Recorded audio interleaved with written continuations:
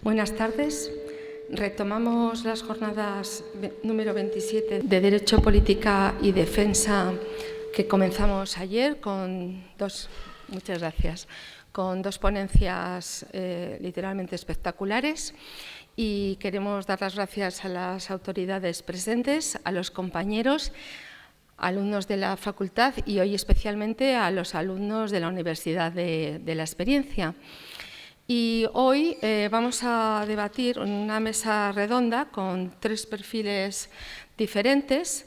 Tengo a mi derecha a don Ignacio Fuente Cobo, coronel de artillería diplomado de Estado Mayor.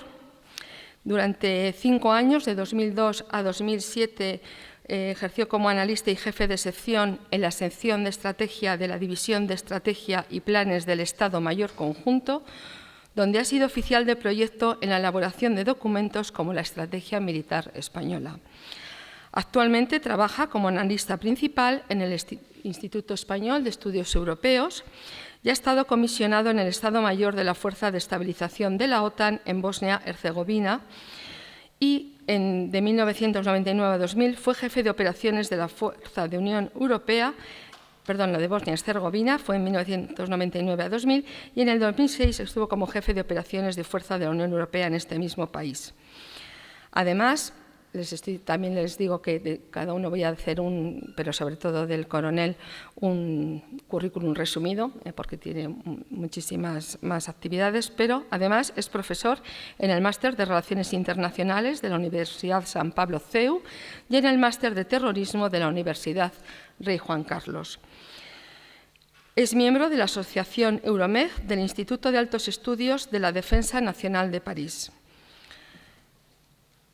Aparte de estas actividades, ha publicado más de 50 artículos y trabajos diversos en publicaciones españolas y extranjeras y es coautor del libro El conflicto del Sáhara Occidental. A mi izquierda tengo un perfil del ámbito de colaboración internacional. Es don Mario José Cobo. Estudió en la Universidad Pontificia de Comillas el Máster Universitario en Cooperación Internacional al Desarrollo y destaca por gestión de proyectos, asuntos públicos y relaciones institucionales. Está especializado en alianzas estratégicas y gestión de programas en cooperación internacional en América Latina y en asuntos públicos en innovación, salud, juventud y empleabilidad. Actualmente es consultor asociado de RPP Public Affairs España Social Limitada en la gestión de proyectos de asuntos públicos y gubernamentales para clientes corporativos, utilizando sólidas habilidades de comunicación e investigación para gestionar una ejecución exitosa y eficiente de estrategias multisectoriales.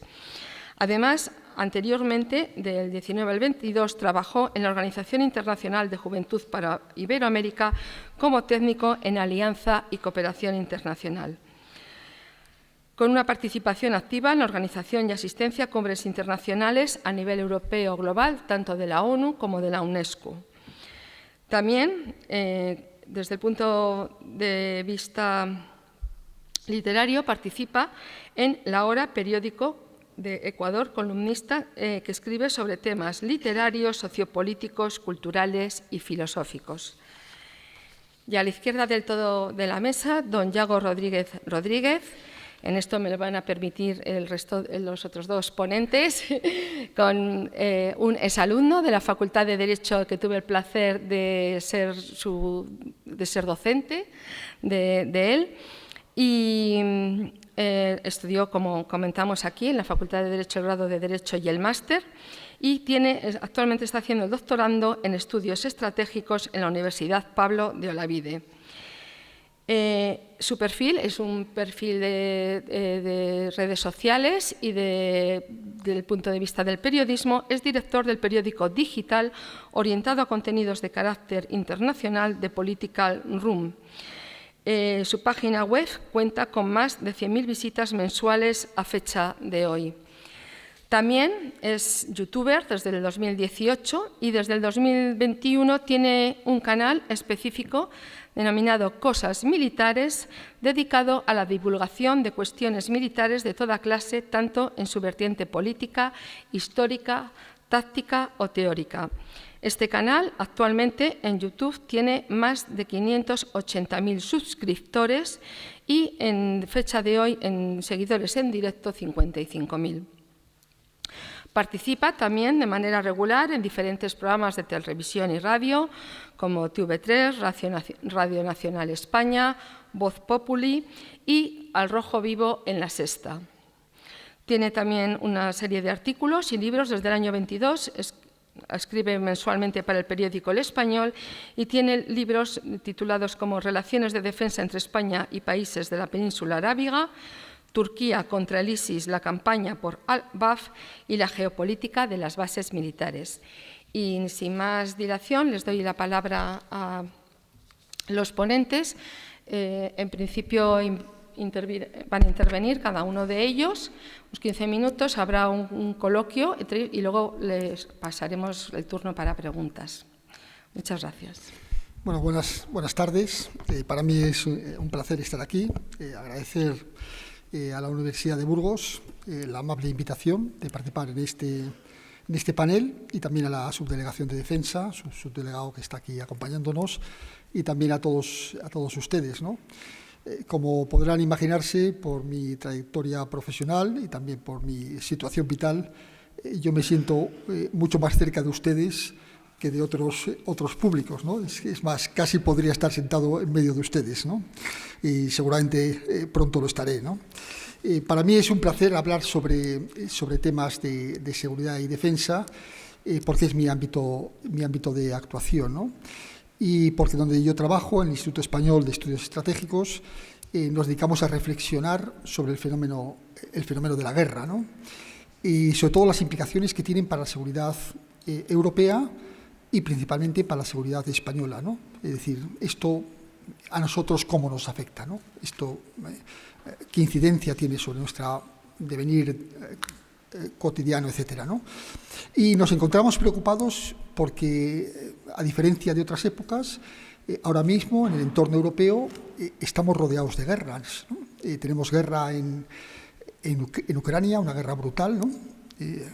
Tenemos guerra en Oriente Medio, tenemos el Cáucaso, tenemos Libia y tenemos el Sahel, ¿no?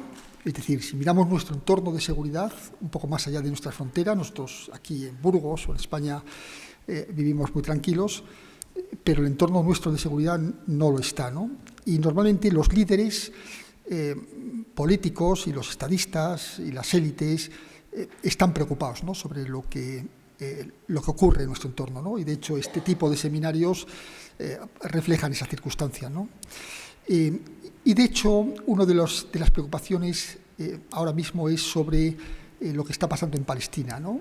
Que nos ha sorprendido, ¿no? Pensábamos, dice, bueno, no puede haber nada peor que lo que está ocurriendo en Ucrania, ¿no? Una guerra tan brutal, ¿no? Que puede escalar e incluso terminar en un escenario casi apocalíptico, ¿no? Y de pronto surge otro conflicto en Ucrania, ¿no? Y nos empezamos a plantearnos de que todas las reglas que gobernaban las relaciones internacionales ahora mismo se están cuestionando. Los actores internacionales se están cuestionando el orden internacional, ¿no? Lo que los americanos llaman el orden basado en reglas, ¿no?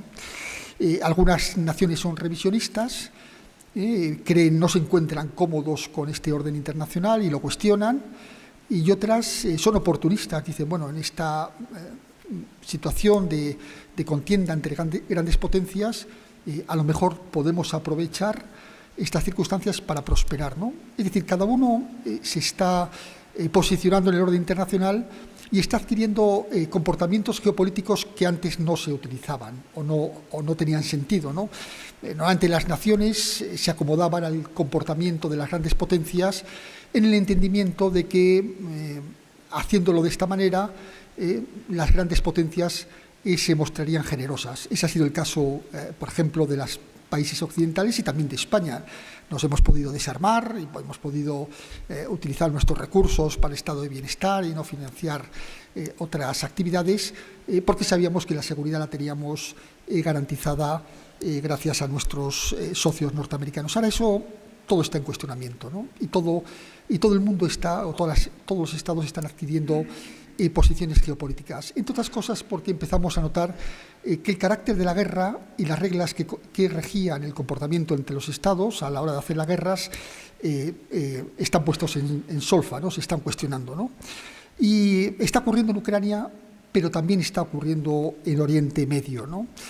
Pensábamos, o hasta épocas muy recientes, hasta los atentados o los ataques terroristas de Hamás el 7 de octubre del 2023, que al fin y al cabo todo lo que podía ocurrir allí era una especie de guerra contra la insurgencia. Es decir, el Estado israelí, a través de métodos y procedimientos y doctrinas tradicionales de la lucha contra insurgencia, que se habían elaborado durante décadas, pues podían mantener esa región más o menos estable, por lo menos que no se convirtiera en un problema de seguridad para los europeos, ¿no?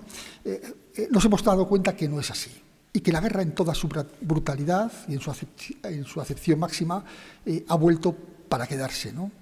Y lo hemos visto, lo estamos viendo en Ucrania, que nos sorprendió. Dice, una guerra tipo como no lo habíamos visto desde la Segunda Guerra Mundial, ha aparecido allí, ¿no? Y unas guerras que están ocurriendo en Oriente Medio, pues también están adoptando muchos de estos parámetros que nosotros pensábamos que eran impensables, ¿no? Que habían desaparecido de la historia de la humanidad, ¿no?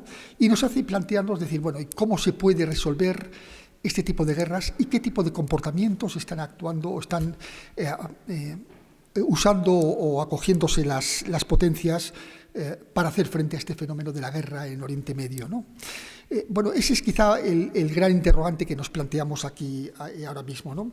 Y quizá el estado más paradigmático es el comportamiento de Israel. Dice, bueno, cómo se está comportando Israel en este tipo de guerras contra insurgencia nos da una idea de cómo podemos comportarnos en el futuro en escenarios parecidos, ¿no?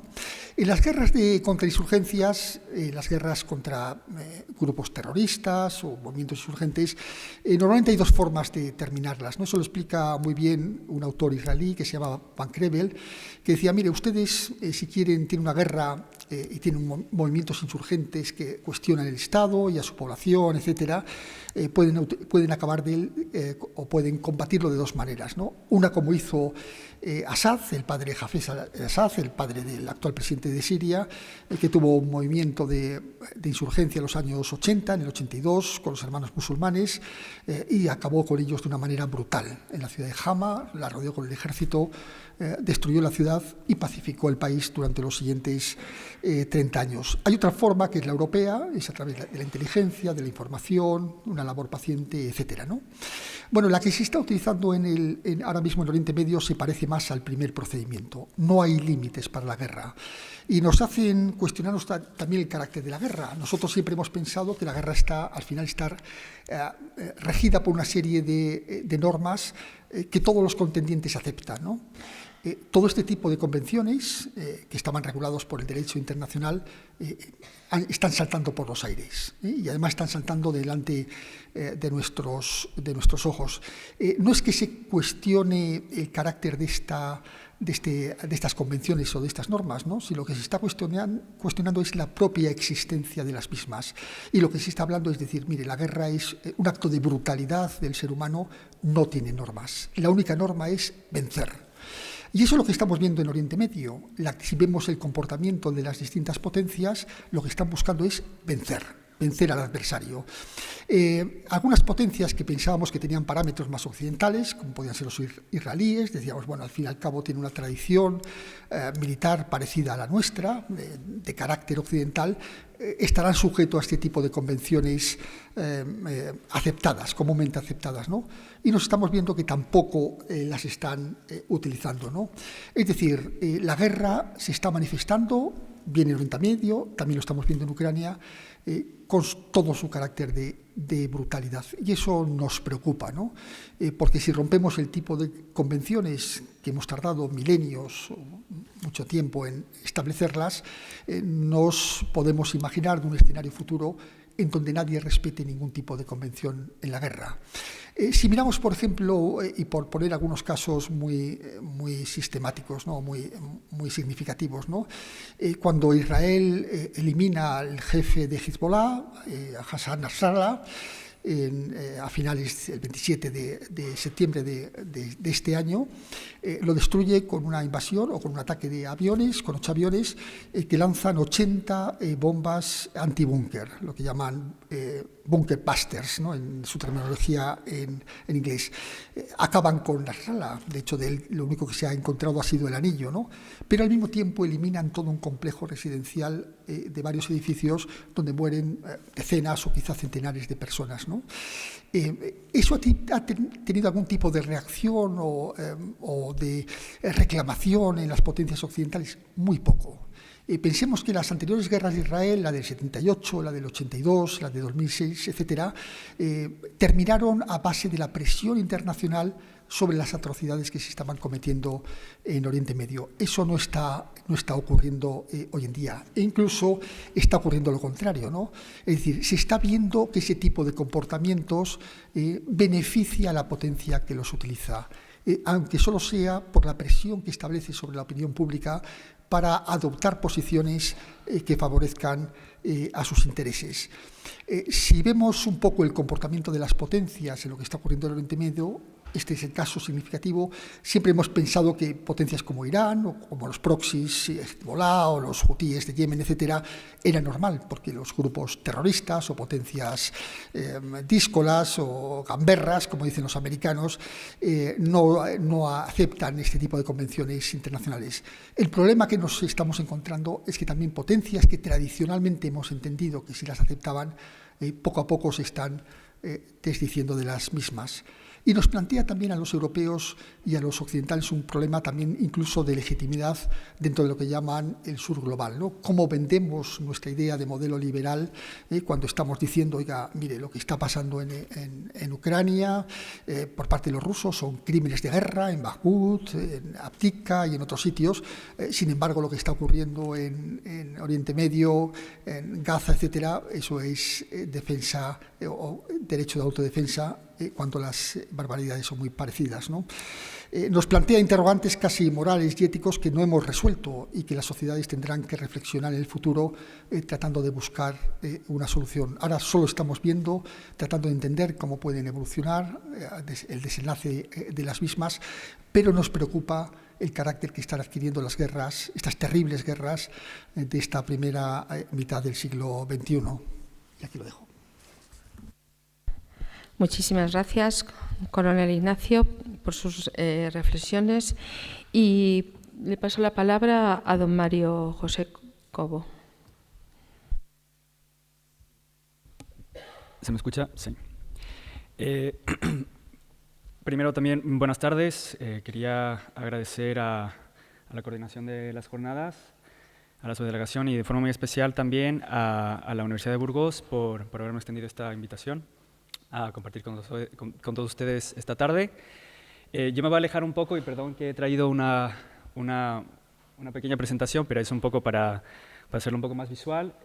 Yo estaré hablando sobre la importancia de la cooperación económica para la seguridad regional y geoestratégica del Golfo, un poco concentrado en el caso de estudio de un poco países que dentro de este conflicto, que muy bien comentado el coronel, han estado un poco más escondidos, ¿no? Que es justamente los países del Consejo de Cooperación del Golfo como tal. En general es un caso interesante porque, bueno, si bien es cierto, han tenido una atención internacional considerable en esta última década, por su transformación económica, modernización de infraestructuras y influencia sociocultural con esta apertura al turismo. La zona del Golfo Arábigo ha tenido de alguna u otra forma, ha sido catalogada una zona económica prioritaria desde los años 50 del siglo pasado con el auge de los hidrocarburos.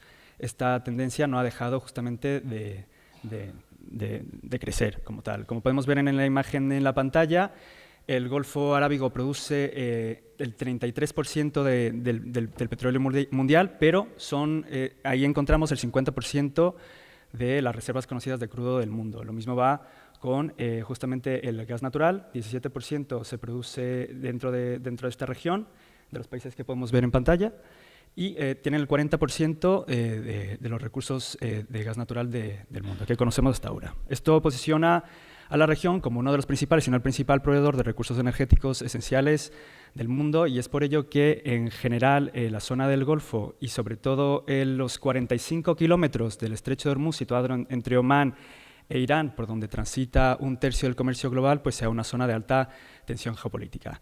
Ya que cualquier interrupción en el tráfico marítimo del Golfo, del estrecho, podría ocasionar pues, consecuencias a los precios energéticos y también pues, consecuencias del suministro, ¿no? Sobre todo ahora con la subida de la demanda de los hidrocarburos por la guerra en Ucrania y las sanciones al petróleo y gas ruso. Si bien es cierto, estos países saben que no están exentos de riesgos que puedan desestabilizar sus economías. Por mencionar dos, la volatilidad de los conflictos regionales, con todo lo que hemos podido ver en estos últimos meses, y justamente también la disminución de la disponibilidad de su recurso estrella, que son los hidrocarburos. Para esto, los países han ideado diferentes estrategias que puedan ayudarles a contrarrestar este tipo de retos, y lo podemos resumir en una sola palabra: diversificación. Y eso es la diversificación de justamente las zonas donde transitan y donde comercializan sus hidrocarburos, y la diversificación sobre todo de sus propias economías. Para ilustrar un poco el primer punto, y sobre todo para evitar justamente el contacto, cualquier interrupción del tráfico marítimo, en lo que comentaba del estrecho de Hormuz, dos de las principales economías de la región, que son Emiratos Árabes Unidos y Arabia Saudí, han estado invirtiendo en oleoductos que puedan justamente tener rutas separadas para no estar dependiendo solamente de un sistema, de una sola vía, ¿no? En el caso de Emiratos Árabes Unidos, ellos han construido un oleoducto que lleva los hidrocarburos desde los campos petrolíferos de Abu Dhabi hasta el puerto de Fujairah, así evitando justamente el contacto con el estrecho y obviamente pues, cualquier conflicto. En el caso de Arabia Saudí, pues ellos han construido un oleoducto que lleva al otro lado, que es donde está el Mar Rojo. No lo podemos ver aquí, pero bueno, es una región pues, igual un poco conflictiva, pero también sigue siendo una alternativa. Pero en general, y cuando hablamos de diversificación económica, los países del Golfo de alguna u otra forma han inventado estrategias que les puedan permitir paliar problemáticas, primero a corto plazo, por la dependencia, por las fluctuaciones de los precios, es decir, como lo expresó el ministro de Finanzas de Arabia Saudí en este último foro económico de Qatar. Ellos quieren dejar de ser rehenes de los precios, de las fluctuaciones de los precios de los hidrocarburos, ¿no? Justamente de cómo estos precios, pues, de alguna u otra forma afectan la manera por oferta y demanda. Disculpad. Y también, pues, teniendo en consideración que las reservas no son para siempre y que el mundo está caminando cada vez más hacia transiciones, pues, de energías mucho más limpias y sostenibles, ¿no? Para ellos han diseñado, no son las únicas medidas, pero han diseñado estrategias de visión.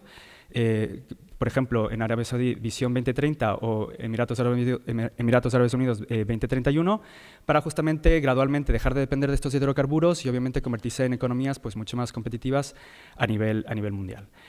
Para que nos demos un poco cuenta del rendimiento macroeconómico de la zona, es solamente para tener una imagen, no va a poder tener tiempo para explicar todo, pero es más que nada para que nos demos cuenta de en qué medida estas estrategias están teniendo pues, causas positivas o en otros casos un poco más negativas, ¿no? Como podemos ver aquí, Arabia Saudí es la economía más grande de la región por PIB anual, pero Qatar es la economía más grande por PIB per cápita. Remarcable también el caso de Bahrein, con una deuda altísima, y esto se debe justamente a el no haber podido tener una buena estrategia de diversificación y obviamente pues, su falta de disponibilidad de hidrocarburos, ¿no? Sobre todo en estos últimos años. Cuando comentamos ¿qué significa diversificación? Pues justamente cuando hablamos de países dependientes de hidrocarburos, pues estamos hablando de justamente fomentar una economía de sectores diferenciados, ¿no? Poder tener sectores que puedan ayudar y aportar a la economía del país, que no sean justamente que dependan justamente de la zona energética y sobre todo energética de hidrocarburos. Estos pueden ser servicios como servicios financieros o de banca, puede ser manufactura, puede ser tecnología e innovación, y la manera en la que estos sectores pueden desarrollarse pues dependerá de muchos factores dentro de cada país. factores de éxito los podemos llamar. No voy a poder ir en todos, pero sí que nos quedemos como, por ejemplo,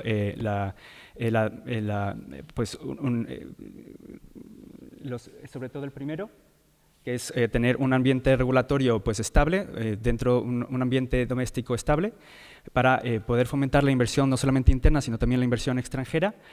También muy importante el capital humano y la educación, porque eso ayuda mucho a la innovación y ayuda a justamente desarrollar sectores estratégicos dentro de los países, y obviamente la competitividad global.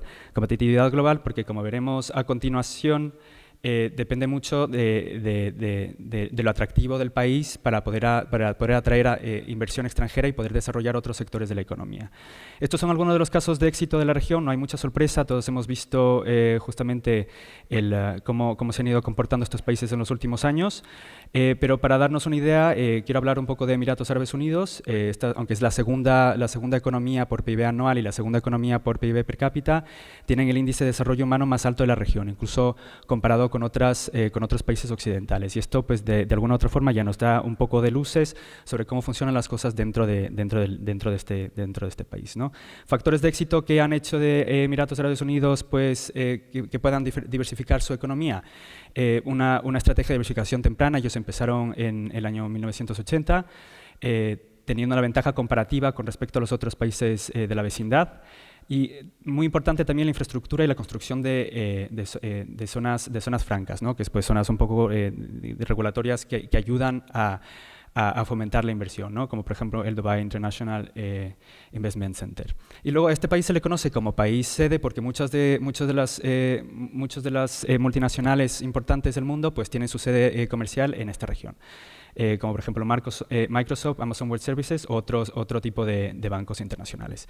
En tal caso, no voy a poder ir en todos en detalle, pero sí que nos quedamos también un poco con el tema de los fondos soberanos de estos países, que ya iré un poco más en detalle al mismo, que ha sido también una clave de éxito en su forma de diversificar su economía.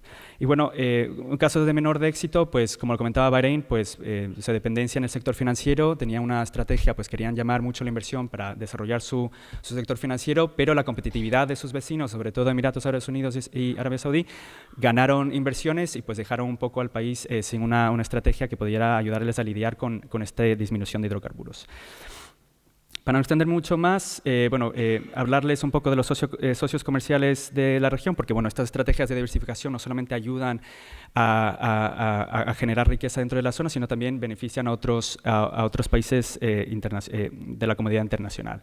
Sobre todo interesa el caso de China, porque bueno, se podría decir que los hidrocarburos de la región han sido los responsables de justamente provocar el desarrollo del gigante asiático, ya que 3 de los 4 proveedores de hidrocarburos de China son de la región del Golfo Arábigo. Estos son Arabia Saudí, Emiratos Árabes Unidos e Irán. Y también, muy importante, los lazos comerciales y el interés comercial que tiene China en esta región, porque, por ejemplo, el 60% de todo el comercio chino que va hacia Europa y hacia África pasa por el puerto de Dubái. Eso hace que pues, China tenga un interés estratégico en la región y pues, aumente sus inversiones estratégicas en la zona, ¿no? Como, por ejemplo, la inversión de China en Qatar pues, para ayudar a modernizar el puerto más importante de Doha. Y luego también muy interesante la adquisición del 90% del capital por parte de una compañía estatal china, COSCO, de los contenedores del puerto de Abu Dhabi, lo cual le da pues, muchísima más influencia dentro de lo que entra y sale dentro de la región a nivel comercial. Muy brevemente, y también para explicar un poco cuál es la relación con España, los fondos soberanos de los países del Golfo han sido fundamentales para catalizar la transformación económica de estos países. 6 de los 15 fondos soberanos más grandes del mundo pertenecen a países del Golfo Arábigo, y si agregamos todos, ellos tienen al menos 3.4 billones de dólares en agregado. Para tener una idea, esto es casi el doble del PIB anual de España. Y el triple del más grande fondo soberano del mundo, que es el China Investment Corporation. Y esto funciona en 2 vertientes. La primera es justamente el desarrollo de su economía, con inversiones sobre todo en países desarrollados para tener ingresos a largo plazo, y también funciona como banco de desarrollo local, que es justamente para inyectar inversión en sectores estratégicos dentro de la economía que igual le pueden estar un poco más deprimidos. Con respecto a las relaciones con España, aquí vemos un poco nuestro principal socio comercial es Emiratos Árabes Unidos. Este es un agregado de la distribución de inversión tanto de fondos soberanos como de fondos de inversión. No obstante, los fondos soberanos siguen siendo los más importantes. Casi el 86% de la inversión española son fondos soberanos de la zona. Y pues quedarnos que las inversiones que ellos tienen son en sectores pues también estratégicos dentro de España, ¿no? En el caso de Qatar, por ejemplo, energético en Iberdrola, Cepsa por parte de también el Emiratos Árabes Unidos, y el caso sonado de la adquisición del el capital de Telefónica el año pasado por una empresa saudí. Y luego, pues también terminar con que nosotros también estamos presentes dentro de la zona, pero en menor medida, no comparado con otros países del mundo, pero que sí colaboramos con ellos en diferentes proyectos urbanísticos de desarrollo urbano y también pues un poco en tecnología e innovación, ¿no? Como el caso de Arabia Saudí, en la construcción del AVE entre Meca y Medina, y también las líneas de metro en Riad. ¿Me estoy extendiendo mucho? Vale, perfecto. Quedarnos también con que, en general, la cooperación económica puede ser un ejercicio que nos puede ayudar a tener un poco más de estabilidad en la zona, y hay muchísima oportunidad tanto para la Unión Europea como para España para seguir aportando justamente dentro de esta zona. Más que nada porque podría ayudarnos a construir pues, ejes y alianzas mucho más fuertes y mucho más robustas dentro de la zona. Oportunidades para futuras inversiones de cooperación. Yo he puesto 3 sectores estratégicos que a mi parecer pueden ser los más interesantes. El primero es el proyecto de energías renovables y sostenibilidad, proyectos de infraestructura y urbanismo, aprovechando también nuestra capacidad y nuestra experiencia en el campo, y también pues, aventurarnos un poco más en temas de innovación digital y de fintech, que es un sector creciente dentro de la zona. Y luego ya, pues, para terminar, lo que comentaba, la cooperación económica sigue siendo una de las herramientas que tenemos para poder construir unas relaciones más fuertes y, sobre todo, pues, aportar a la estabilidad regional de sitios controvertidos, como por ejemplo puede ser el Golfo Arábigo, ¿no? Entonces, impulsar el desarrollo equilibrado. Y bueno, a largo plazo pues ofrece algo mucho más valioso que los hidrocarburos, que son, como comentaba, aliados fuertes en un contexto geopolítico complejo. Gracias. Muchas gracias, Mario. Y tiene la palabra Yago Rodríguez. Bueno, pues nada, muchas gracias ante todo a la Universidad de Burgos por permitirme pues, tomar parte en estas jornadas en la que... en la universidad en la que al fin y al cabo he pasado muy buenos años y he aprendido mucho. Mi intención ahora es hacer una fotografía de cuál diría yo que es la situación política con trazos de lo económico que son fundamentales, lógicamente, para a continuación pues, plantear algunos escenarios que yo consideraría los más preocupantes para nuestro país, ¿no? Entonces, es una región muy compleja, hay que hacer algo de trazo un poco grueso para poder resumirla en 10 minutos. Por eso, disculpad si omito mucho detalle, ¿no? Me dejo 15. 12, 15 máximo. Y me sobran igual. Perfecto. Pues, digamos, para sintetizar la región, yo creo que podemos utilizar 3 grandes grupos. Podemos hablar de lo que se llama el eje de los hermanos musulmanes, Turquía y Qatar. Podemos hablar del eje árabe occidental, donde incluiríamos desde luego a Israel. Y podemos hablar del eje persa, que ha conseguido crear durante los últimos 10 años lo que se llama el gran creciente chií, una gran zona caracterizada por la predominancia de grupos chiíes, que va desde Afganistán hasta Líbano, Palestina, y que constituye un sueño geopolítico para Irán, lo que era Persia, ¿no? Que es tener un acceso al mar Mediterráneo, al fin y al cabo. Toda esta masa territorial les otorga lo que se llama profundidad estratégica y les otorga básicamente una gran caja de herramientas para enfrentarse a actores que en puridad poseen muchos más recursos y mucho más poder. Caso de Occidente o Israel. Ese es el principal elemento de ese eje persa que va desde Afganistán, la parte de los hazaras chiíes de Afganistán, hasta el mar Mediterráneo. Después tenemos ese eje de los hermanos musulmanes, el turco-catarí fundamentalmente, que diría que es con el que España tiene una parte muy importante de sus apuestas estratégicas, porque a principios del siglo se hizo una serie de apuestas en materia de defensa, en materia de financiera, que han sido muy relevantes, y desde luego en materia de colaboración con Qatar, todo el asunto de la regasificación, y especialmente tras la guerra de Ucrania, pues es fundamental la flota de buques gasísticos con las que cuenta el país. Y luego tenemos ese eje árabe-israelí más occidente, podríamos decir, donde la principal lógica que rige es la de los acuerdos de Abraham. Bueno, como me comentaba una persona a la que a su vez se lo había indicado un israelí, digamos que Estados Unidos quería meter a todos sus aliados de la región en una caja y tirar la llave al mar. Quería poder desentenderse de Oriente Próximo. Muchos dolores de cabeza da esa región para lo que produce cuando tienes un adversario mucho mayor que se llama China y que es contra el que quieres centrar tus esfuerzos. Por eso, en esa lógica se intentan plantear los acuerdos de Abraham, ¿no? Los países árabes, las monarquías árabes se enfrentan a Persia, los árabes tienen un cierto complejo de inferioridad respecto a los persas. De hecho, lo cuento unas cuantas veces, pero ellos suelen decir que, bueno, al final el beduino del desierto se dedicaba a agarrar el dátil de la palmera, una actividad bastante sencilla, mientras que el persa se dedicaba a construir su lenta alfombra persa, ¿no? Entonces, las monarquías árabes no se sienten fuertes como para autogarantizarse la seguridad. Por eso siempre han buscado socios de seguridad, históricamente el Imperio Británico, hoy día Estados Unidos principalmente, pero también Francia, muy presente en Emiratos Árabes Unidos justamente, y ahora que Estados Unidos hacía amagos de irse, ¿quién queda? Israel. Este es parte de la lógica de los acuerdos de Abraham, que de rebote nos tocan por la intermediación que ha hecho Estados Unidos con respecto a Marruecos, ¿no? Y la situación de seguridad para nosotros, en Ceuta y Melilla especialmente. Luego tenemos otros actores, Rusia, donde hay una serie de inercias con Irán, derivadas en buena medida de la guerra de Ucrania, y ahí está el asunto del programa nuclear iraní, que para Rusia en realidad es un problema porque no quiere tener más vecinos con armas nucleares, lógicamente. Ya que las tenga Corea del Norte no es plato de buen gusto ni para Pekín ni para Moscú, pero que además las pueda tener Irán tampoco es algo apetecible. Y luego tenemos a China, que es quizás un actor que ha decidido erigirse en ese rol de mediador que tiene habitualmente y que siempre es cómodo porque tampoco te compromete a mucho, que tiene un despliegue de seguridad creciente en la región.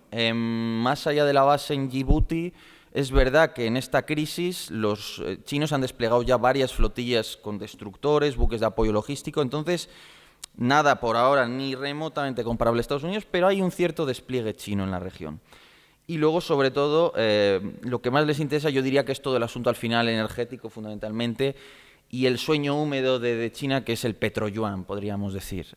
Se han logrado que todas las transacciones, la compraventa de petróleo saudita, se pase a hacer en yuanes, porque ese es un pilar importante del construir un yuan fuerte que pueda competir con el dólar. Entonces, ellos lo que les gustaría es que algún día la moneda de transacción en materia energética sea el yuan y no el dólar, confiriendo una potencia a esa moneda muy elevada.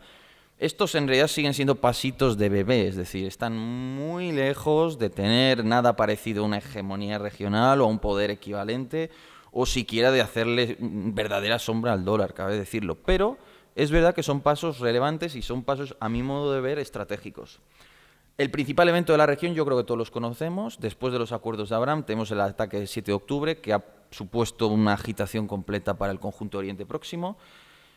Yo diría que Israel va a intentar hacer todo lo que pueda materialmente hacer, y eso implica que si puede va a intentar producir cambios de régimen en toda la región. Si pueden eliminar el régimen de los ayatolás en Irán, lo intentarán.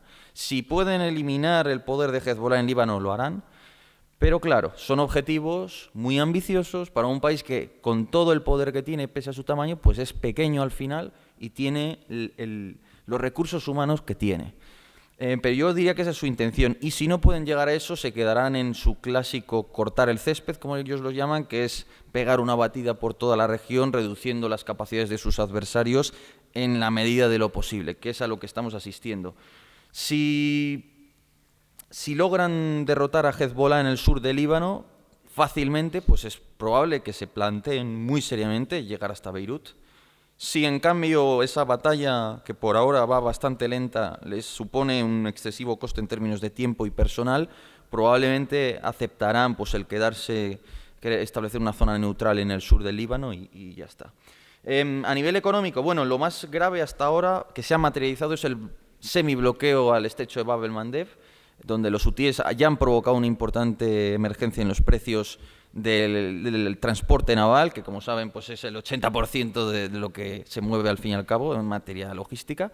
Por tanto, eso ya debió tener unos costes difíciles entiendo yo, de calcular para nuestras economías, para nuestro bienestar, para lo que nos cuestan las cosas. Después tenemos el riesgo que es fácil que se materialice en las próximas semanas de ataques limitados a infraestructuras petroleras iraníes. Está por ver si van a ir... Yo creo que todas las informaciones apuntan a lo contrario. Apuntan a que los israelíes van a ir por los hidrocarburos de Irán. Supongo que de manera limitada. Ahora bien, a mí la verdad, cuando hago el análisis me parece mucho más lógico que vayan a por el plan nuclear iraní y a por toda su cadena logística. No obstante, las informaciones no dicen eso. Por tanto, pues bueno, estos son los hechos. Si se empiezan a producir un ataque contra ataque sobre infraestructuras petroleras, veremos un cierto aumento de los precios del petróleo.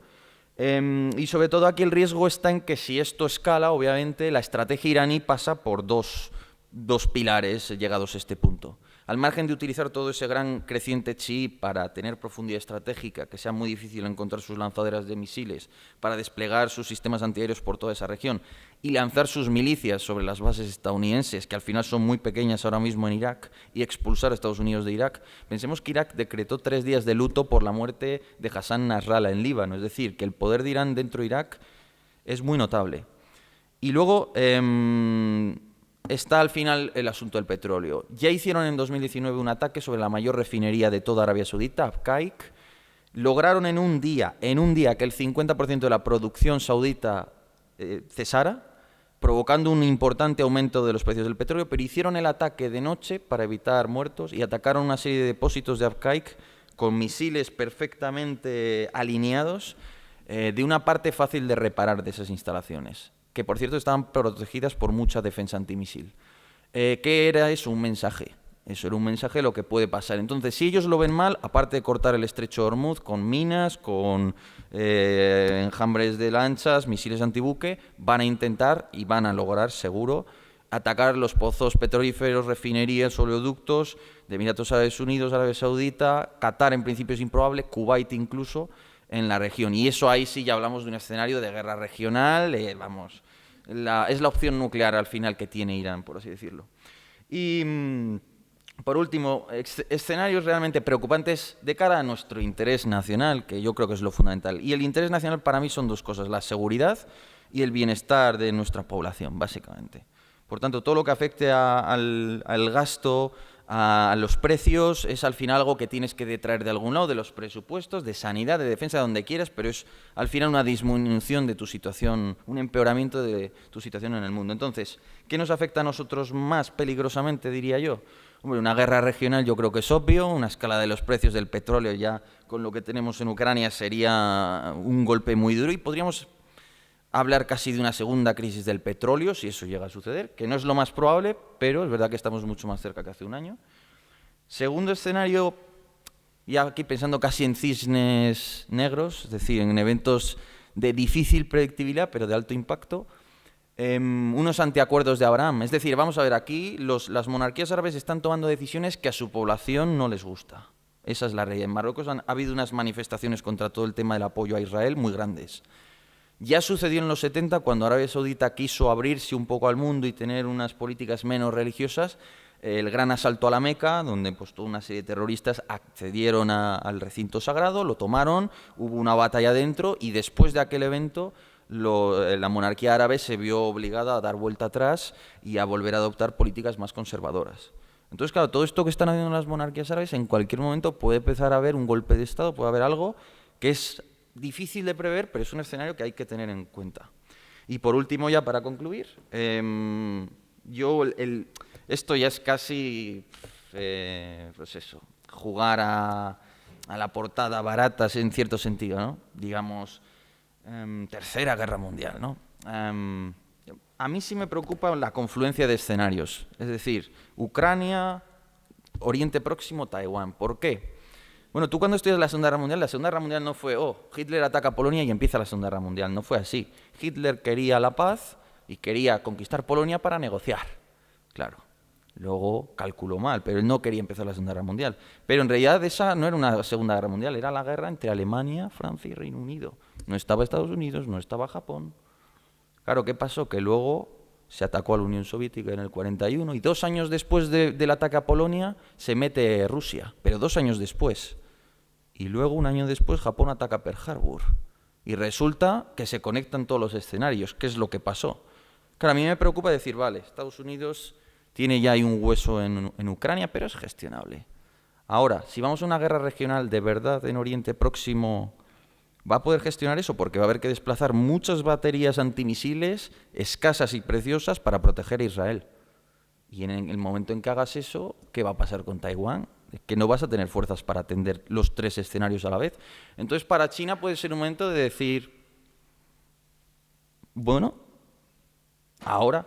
Y además eso crearía una inercia muy clara, porque al final serían los intereses confluyentes de 3 potencias, Irán, Rusia y China, que además, como bien sabe don Ignacio, representan el Heartland de Mackinder, representan la tierra corazón frente al Rimland, las potencias continentales históricas frente a las potencias navales talasocráticas históricas, ¿no? Lo cual resulta excesivamente determinista, ¿no? Pero es un escenario improbable, pero que yo lo tendría en mente por si acaso. Así que, bueno, pues estos son los peores escenarios, todos ellos muy improbables, pero siempre interesantes, diría yo. Pues muchísimas gracias, Yago. Y bueno, quería yo hacer una serie de comentarios, también un poquito reflexionando con las 2 ponencias de ayer. Y aparte de, bueno, pues lógicamente, cuando estamos hablando aquí del tema geopolítico del Golfo Arábigo, pero han salido en 2 ocasiones, pues eso, 2 países que en principio tú piensas en el Golfo Arábigo y no pensamos en ellos, pero uno de ellos es China, que también lógicamente salió ayer. Bueno, pues lo que dices, la influencia que él quiere desde el punto de vista continental en ese ámbito, y Francia. Antes justo de empezar estas jornadas, la semana pasada, un compañero aquí de la facultad, él me decía que había estado en Irán y que, bueno, pues lógicamente ellos después de sus rezos, etcétera y tal, siempre cuando acaban se van parte y claro, ellos lo que dicen es muerte Israel, muerte Estados Unidos y muerte Francia. Cosa que a mí sí que es verdad que, bueno, pues lo de Israel y Estados Unidos me parece que lo puedes saber, pero cuando ya muerte Francia, que lo habéis comentado. Y también relacionado un poquito con lo que has hablado, Mario, al final, ayer el coronel, también José Ignacio Castro, nos hizo una conferencia en la que ves un trasfondo, con lo cual los intereses, ¿cuáles son? El agua, elemento fundamental, el gas y el petróleo. Claro, nos estuvo explicando que lógicamente Israel maneja el 37% del agua de la zona. Estamos hablando de una zona del Golfo Arábigo, una escasez de agua tremenda.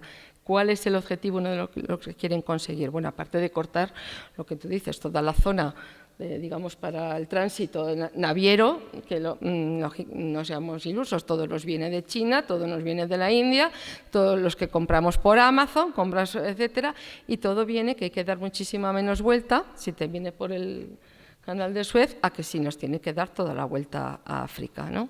Entonces, claro, lo que vemos habitualmente los ciudadanos es pues eso, ¿no?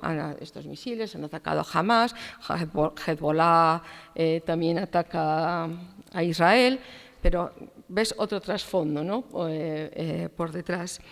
Y luego, con respecto a lo que he comentado el coronel Ignacio, que no se respetan las convenciones, es verdad, y sobre todo desde el punto de vista mío, desde el punto de vista de profesora de Derecho Constitucional, creo que, aparte de que no se respeten las convenciones en un momento determinado, en tiempo de guerra, etcétera, tal, creo que es un problema no solamente de las convenciones de derecho internacional, sino también la falta de respeto incluso a normas de derecho ya constitucional propias de los propios países. Entonces, si en muchos de los propios países estamos viendo un déficit democrático muy importante con respecto a las propias normas constitucionales, pues ya no digamos con respecto a las normas internacionales, ¿no? Si yo no acato casi lo que nos hemos dado nosotros como país para gobernarnos, pues mira, que digan lo que quieran. Y luego en eso también sí que le quería comentar, porque bueno, pues desde el punto de vista ajeno, ¿no?, de civil, no es una forma también, aunque está claro que es de otra serie de formas con posibles crímenes de guerra, etcétera, en momentos que hemos visto de Rusia contra Ucrania, no puede ser una amenaza continua. Ahora quizás lo estamos viendo menos repetitivo, pero la amenaza de Putin cada semana, casi cuando empezó la guerra de Ucrania, de si me ponéis más sanciones, aquí tengo armas nucleares y no en cualquier momento las uso. Y bueno, pues si queréis comentar o lo hablamos. Bueno, han salido muchos temas y la verdad que muy interesantes y la verdad es que es un tema preocupante, ¿no? Efectivamente, no se trata de que ahora mismo se estén reescribiendo las reglas de la guerra, ¿no? Lo que se está haciendo es acabar con ellas, ¿no? Es decir, la guerra en su carácter más brutal y en su totalidad.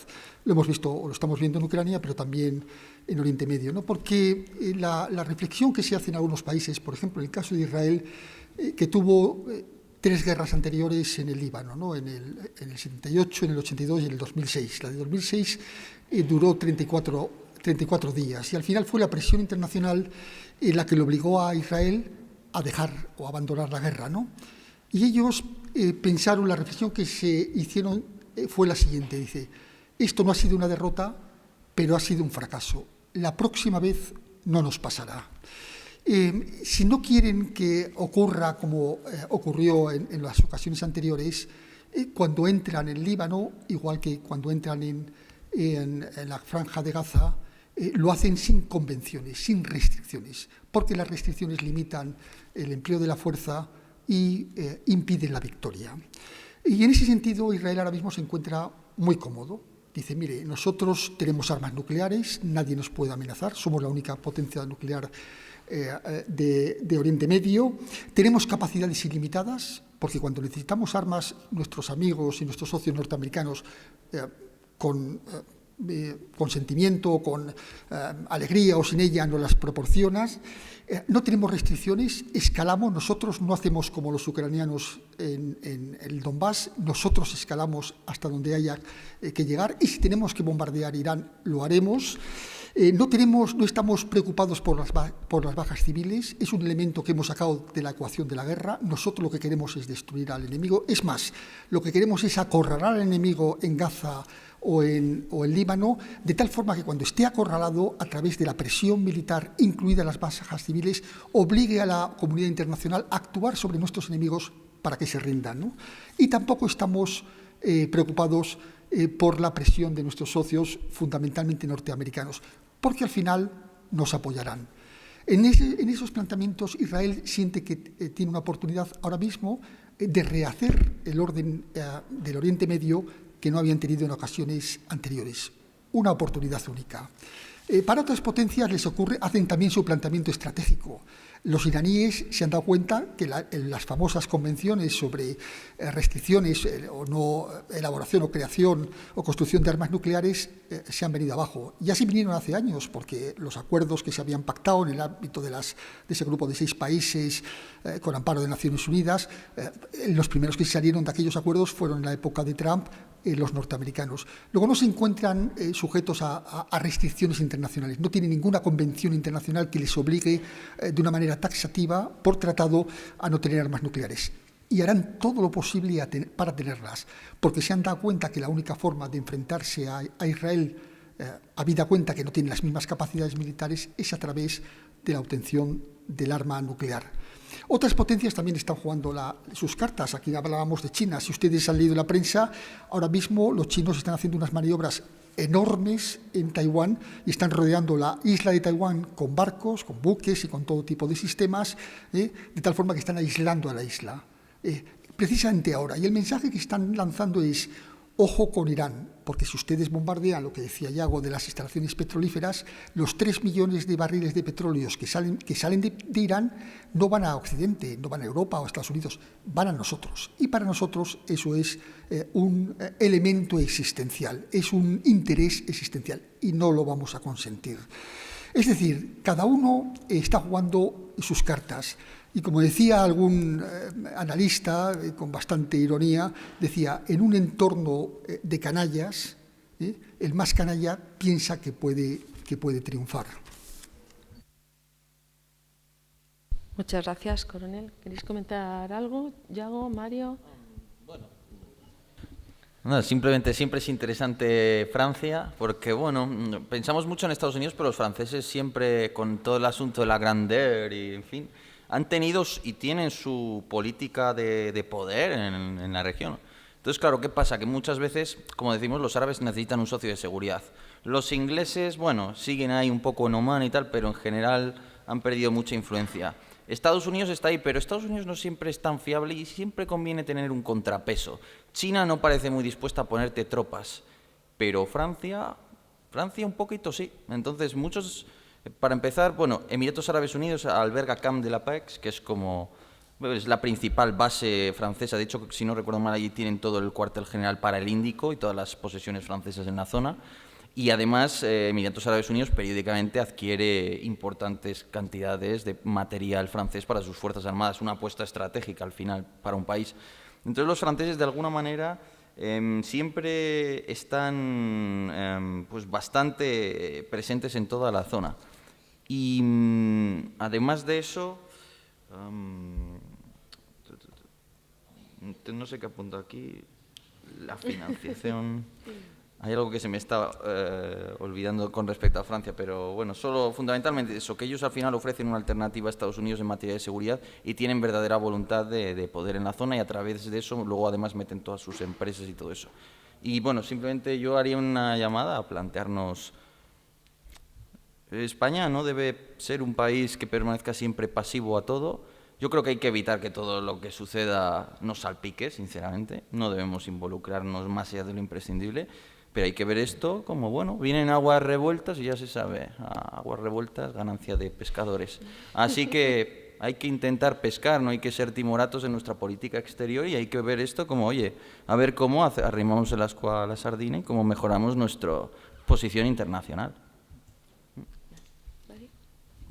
Sí, nada, bueno, yo coincido con todo lo que han dicho y realmente pues sí incidir en el hecho de que obviamente estamos caminando en un terreno que prácticamente va a ser y está siendo nuevo, ¿no? Ya se venía hablando de un poco cuestionar justamente, ¿no?, nuestra infraestructura y la arquitectura internacional, que esto ya se viene viendo desde hace ya mucho tiempo y luego creo que, bueno, estos conflictos es realmente verlo en práctica, ¿no? Entonces yo creo que igual coincido contigo que es también trabajo nuestro el hecho de poder también definir las reglas del juego y tener pues justamente nuestras cartas sobre la mesa para en general para tener voz también justamente.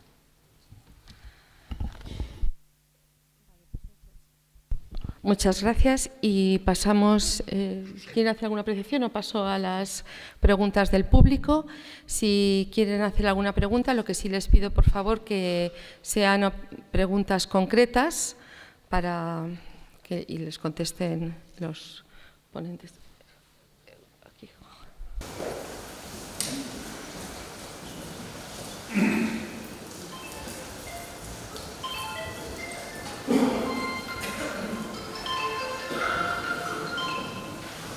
Hola, buenas tardes.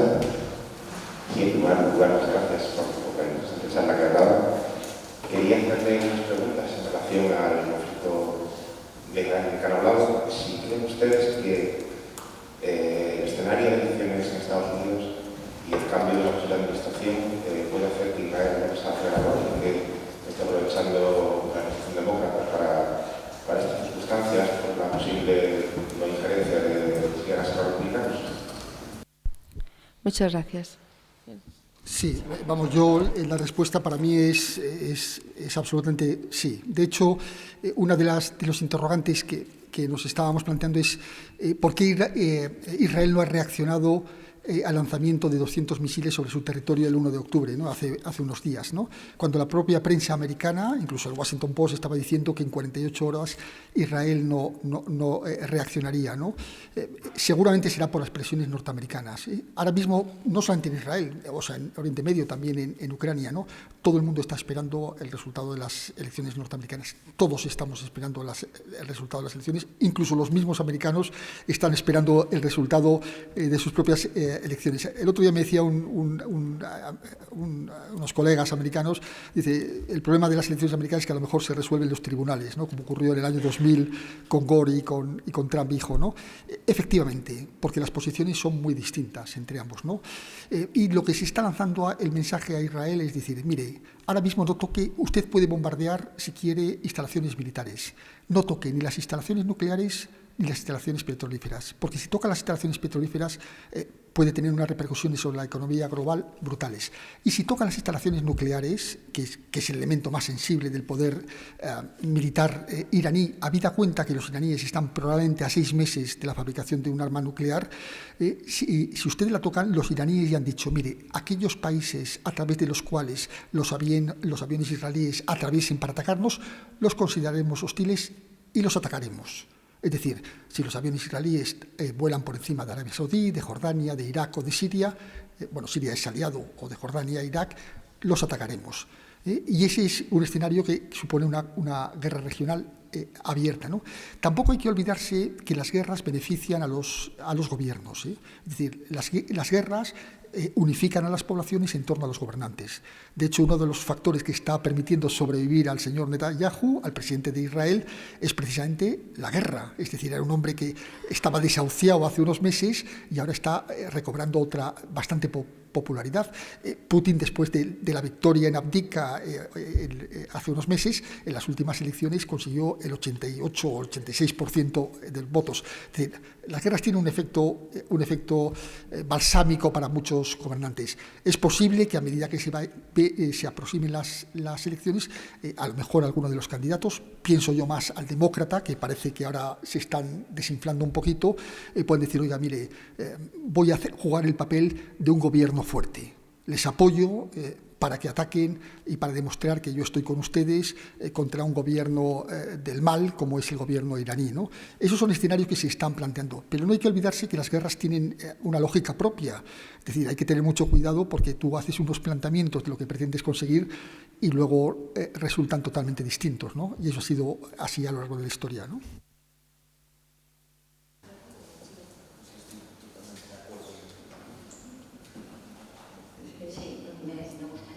Comentar que me parecen interesantísimos todos estos análisis geoestratégicos que ustedes como expertos nos han planteado, pero yo simplemente como espectadora de la situación veo que desde luego, un hecho reprensible y terrorista como es el asalto y los rehenes y las víctimas que ha ocasionado un grupo terrorista jamás, las consecuencias han sido brutales.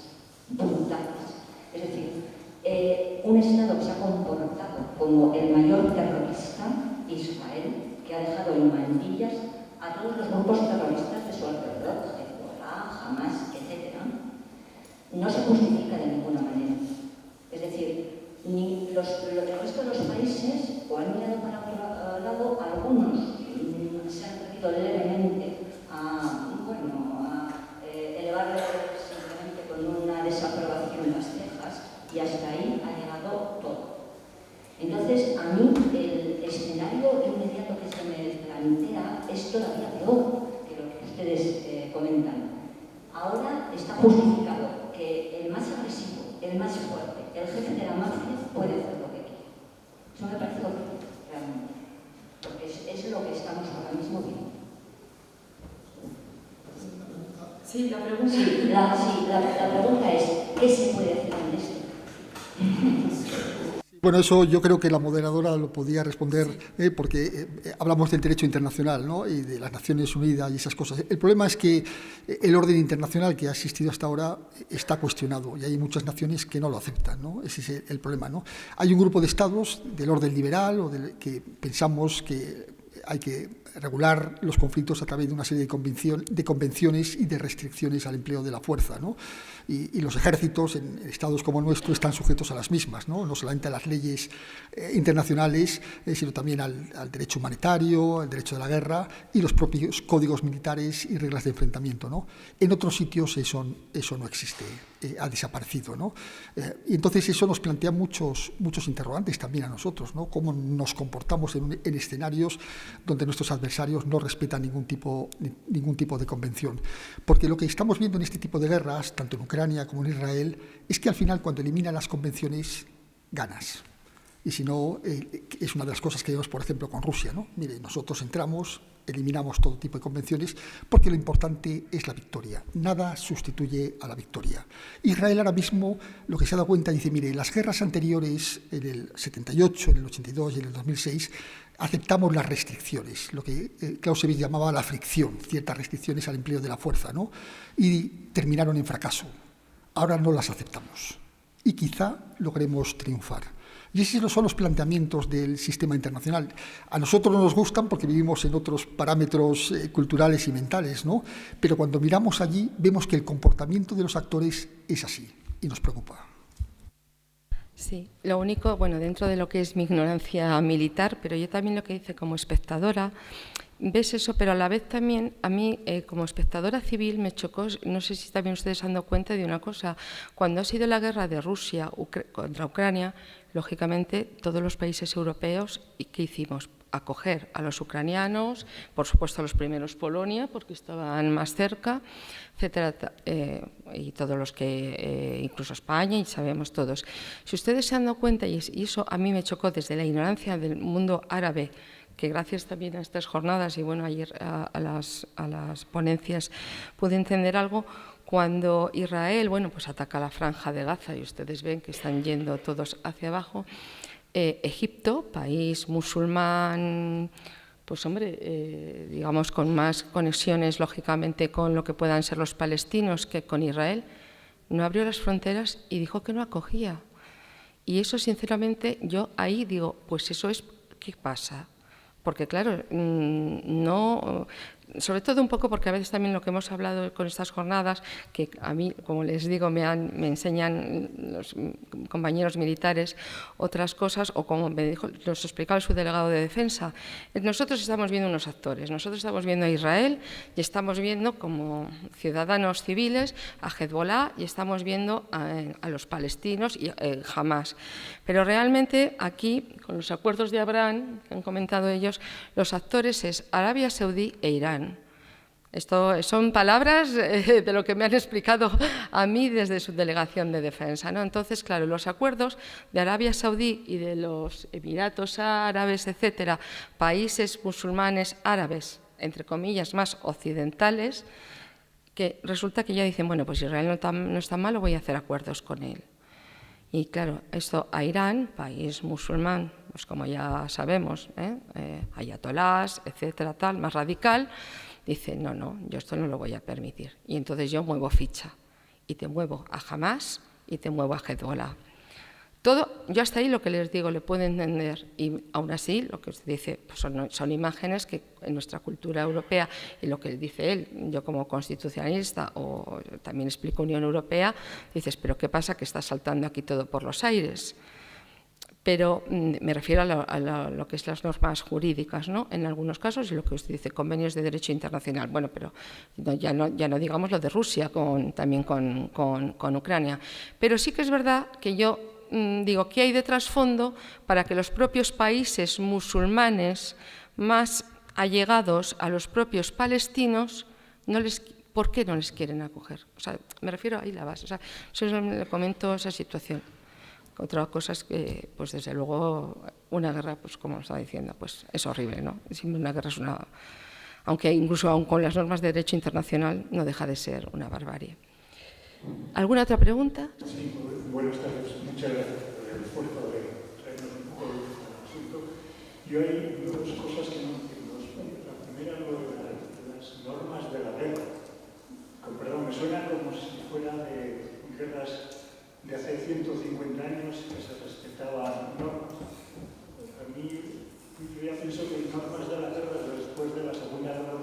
existe. O sea, desde que se bombardea a una ciudad con fósforo líquido, se lanza una bomba nuclear, ya todo vale. O si lo que hay detrás es que los estados como tales se están convirtiendo en terroristas, me parece que se están insinuando al saltarse las normas. Esa sería una pregunta. Y la otra es, no entiendo lo de deshacer el proceso de nuclearización de Irán. A ver si me explico. Si tú tienes ahí, o si tienes siempre la posibilidad de ir a buscar al mercado de Corea del Norte que te supla lo que necesitas, no sé, me explico. O sea, no está la puerta abierta ahí a ir a comprar lo que necesitas o tienes que suministrarte. No sé. Quizá yo contesto, quizá Yago, tú sabes más de la segunda pregunta. Sobre el tema de las convenciones de la guerra, es exactamente, si me disculpa, exactamente lo contrario de lo que usted está afirmando, ¿no? Hasta la Segunda Guerra Mundial había muy poca regulación en cuanto al uso de la fuerza, ¿no? Estaban los convenios de La Haya y poco más. Y en el año 49 la comunidad internacional firmaron los convenios de Ginebra, que lo firmaron todos o casi todos los países del mundo, que regula el comportamiento de los ejércitos en los escenarios de guerra, incluido y fundamentalmente el comportamiento sobre las víctimas inocentes. Estamos hablando de la población civil. Y eso están aceptados. Y encima, en el año 77, y aquí está la profesora que sabe mucho más que yo, se hicieron 2 protocolos adicionales para completar los flecos. Y eso es cómo deberían regularse las reglas. Luego cada país tiene sus propios códigos de justicia militar. En el caso de España, muchas de las cosas no las podríamos hacer simplemente porque nos encontraríamos sujetos a un proceso penal y terminaríamos en la cárcel. Y además están las reglas de enfrentamiento que dicen exactamente lo que las unidades pueden hacer en los determinados escenarios. Es decir, hay un montón de convenciones que regulan el comportamiento de los ejércitos en nuestro entorno. En otros entornos eso no funciona. Entonces, claro, el problema que se nos plantea es decir, bueno, ¿cómo podemos comportarnos nosotros con este tipo de convenciones frente a adversarios que no respetan las mismas? Que asesinan prisioneros, que hacen todo tipo de barbaridades con la población civil, con las mujeres, con los que saquean lo que sea, etcétera y tal, ¿no? ¿Cómo podemos actuar, ¿no? Y todo eso es el problema o el planteamiento o el dilema que nos estamos haciendo ahora mismo, hoy en día, ¿no? Porque lo que estamos viendo es que cuando no respetas esas normas, al final, como decía Hannah Arendt, el mal triunfa, ¿no? O sea, si los rusos no respetan ningún tipo de convención, al final terminarán ganando la guerra en el Donbass. Y si los israelíes no respetan ningún tipo de convención, puede que terminen ganando la guerra tanto en Gaza como en Líbano. Y así lo entienden ellos. Otro problema es cómo debemos hacer este tipo de reflexión a nuestra propia realidad, cómo nos debemos comportar nosotros si mañana nos tenemos que enfrentar a este tipo de adversarios. Y en la segunda pregunta quizá Yago. Sí. Bueno, no sé, el tema de las convenciones... Yago, date el micrófono, sí. El asunto de las convenciones internacionales o el derecho internacional es que nunca se ha respetado en la guerra. Pero nunca se ha soslayado completamente, o casi nunca. Es decir, normalmente siempre hay una cierta contención y siempre hay un cierto grado de no ejercer ningún tipo de contención, pero siempre... desde la Segunda Guerra Mundial, antes, después, y es muy sencillo de probar. Es decir, vamos a ver, Israel ahora tiene el corredor de Netzarim y el de Filadelfia. Corta, no entra comida y 2 millones de gazatíes mueren en semanas y ya está. Por tanto, tampoco están haciendo todo lo que podrían hacer, obviamente. 40.000 muertos en más o menos un año de guerra. Hay que tener en cuenta que jamás se estima que tenía entre 20.000 y 30.000 combatientes. La población total de Gaza es de 2 millones. Obviamente hay crímenes de guerra muy serios cometidos en la franja, pero, no sé, lo comparamos con los yazidíes masacrados la década pasada, con los rohingya, con el masacre del gobierno etíope sobre los tigriños, nos vamos a hablar de los hutus y los tutsis. Entonces, obviamente es terrible y obviamente hay una desproporción. innegablemente. Pero es que la guerra siempre ha sido así. Y bueno, pues hay cierto grado de contención y es importante que haya normas internacionales, pero también hay lo contrario a la vez, ¿no? Entonces, yo por lo que abogaría es por, en lo personal, tener una visión moral y ética de las cosas, porque creo que hay que tenerla para conducirse en la vida, incluso, ¿por qué no?, en los asuntos de Estado. Pero lo importante es que como individuos intentemos ver qué podemos mejorar o cambiar en pos de nuestro propio país, o en fin, de mejorar nuestra situación al final en el mundo, porque eso es real. Lo otro, el mundo siempre ha sido así. No es que haya que aceptarlo acríticamente, pero así ha sido siempre. ¿Quieres comentar algo, Mario? Sí. No mucho más que agregar realmente, pero comparto pues eso, ¿no? Realmente vivimos un momento en el que justamente está lo que comentaban, ¿no? Estas estructuras, de alguna u otra forma, ¿no? Todos estos convenios internacionales, todo el esfuerzo de la comunidad internacional desde la Segunda Guerra Mundial de poder acercarnos a un mundo pues mucho más seguro, mucho más en paz, mucho más próspero, pues de repente no están allí, ¿no? Entonces vemos como dices, bueno, al fin de cuentas siempre han pasado y siempre han estado allí, ¿no? Y entonces yo creo que después de tantas veces que hemos visto esto pasar, pues justamente este tipo de reglas son las que empiezan a decaer, ¿no? Porque dice, bueno, si no pasa nada, pues yo puedo hacer lo que yo quiera, ¿no? Y es ahí donde empiezan realmente los problemas. De todas maneras, comparto con Yago que habrá que actuar con moral y habrá que actuar con un código de ética y defender también, pues, justamente nuestros valores, ¿no? Desde donde estamos.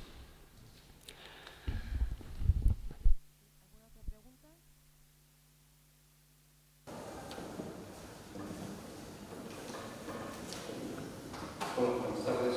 ¿Cuáles creen ustedes que son los motivos militares, políticos o económicos por los que la Unión Europea, desde su supuesta autoridad moral, no ha impuesto sanciones económicas a Israel, como sí lo ha hecho con el caso de Rusia?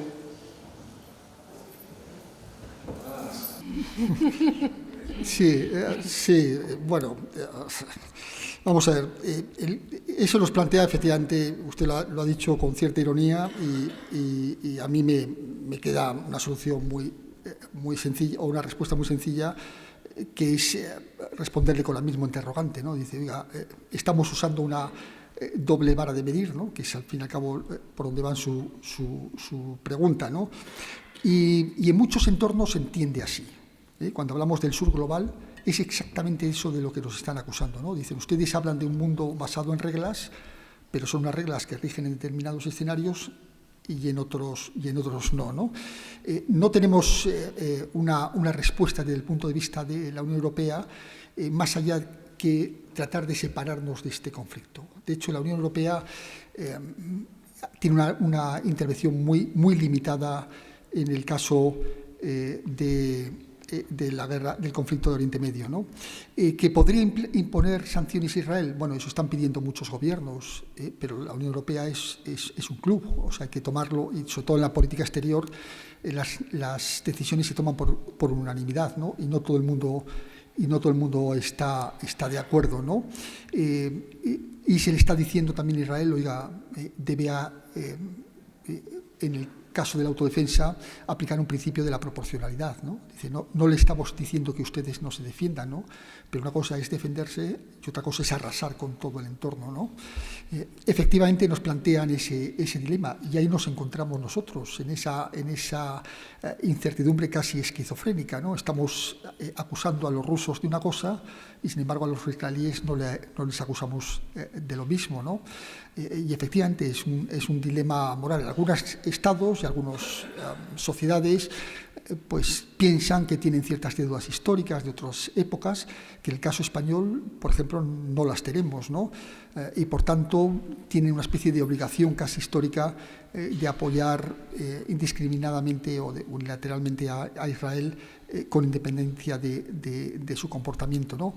Entre otras cosas también porque empezamos a entender de que este tipo de dilemas quizá el día de mañana también se nos plantea a nosotros, ¿no? Si nosotros nos encontramos como los israelíes entre el río y el mar, ¿cómo actuaríamos? ¿Aplicaríamos también convenciones que regulasen nuestra conducta militar o nos las saltaríamos y lucharíamos con todas nuestras herramientas por nuestra propia supervivencia, ¿no? Ese es el planteamiento de los israelíes, no es el nuestro, que pensamos que debería haber un sentido de la proporcionalidad y unas reglas que deberían respetarse, que es de lo que acusamos a los rusos y no a los israelíes, ¿no? Sí. Un breve comentario como profesora de Derecho Constitucional y también como profesora de instituciones de Unión Europea, comentarles que quizás esta es la propia incoherencia que estamos sufriendo en los últimos años en la Unión Europea, pero en general. Y hablábamos de convenciones. Realmente la Unión Europea, las antiguas Comunidad Económica Europea, la Comunidad Europea del Carbón y el Acero, CECA, y la Comunidad Europea de la Energía Atómica, surgieron precisamente después de la Segunda Guerra Mundial. Primero eran solo 6 países, luego nos hemos ido añadiendo hasta que en su momento fuimos 28, ahora 27, tras la salida de Reino Unido, pero fue precisamente tras la Segunda Guerra Mundial para decir, bueno, por favor, esto no puede volver a pasar en Europa. En su momento, incluso en el 92, el Tratado de Maastricht, digamos, el punto fuerte de Maastricht era una unión más estrecha entre los pueblos de Europa. Pero ahora mismo estamos viendo lo que ha comentado el coronel, las cuestiones, digamos, de ámbito externo, tiene que haber unanimidad. Somos 27, no somos ni 10 ni 12. Lo sabemos, incluso lo que pasa en las propias comunidades de vecinos, pues como para que no pase en 27 países. Luego, también yo lo vi hace un mes, o creo que fue hace un mes más o menos, cuando fue Mario Draghi, ya saben, una eminencia lo que es desde el punto de vista de la Unión Europea. Tiene que ir Mario Draghi a decir a las instituciones de la Unión Europea que espabilamos ya Europa, los países de la Unión Europea. O bueno, es que también, claro, nos creemos que somos algo, pero ahora mismo la Unión Europea, pues estamos en un nivel, Europa continental, es un continente envejecido, no somos productores, no tenemos muchos de los medios y recursos naturales. Y luego, esto, simplemente como anécdota, ¿no? Les cuento, que me chocó en ese sentido. Perdón, porque ahora no me sale el nombre de la comisaria de la Unión Europea, que se ha vuelto... Eso, Ursula von der Leyen. Lógicamente, la Unión Europea tiene unos objetivos de medio ambiente, que es de protección al lobo, ¿no? Y entonces, bueno, pues esas medidas están en la legislación europea, en España también se aplica, etcétera. Y resulta que, no sé cuándo fue esto, fue hace años, a Ursula von der Leyen, un lobo en no sé qué territorio suyo de Alemania, etcétera, tal, le come su pony o ataca a su pony. Entonces cambian las medidas de legislación de la Unión Europea con respecto a la protección del lobo. Entonces, si estamos hablando de incoherencias en temas que nos afectan a la propia Unión Europea, no tenemos microchips, no somos empresarios, no España, la Unión Europea, lógicamente, lo hemos ido dejando, que nos lo traigan de China.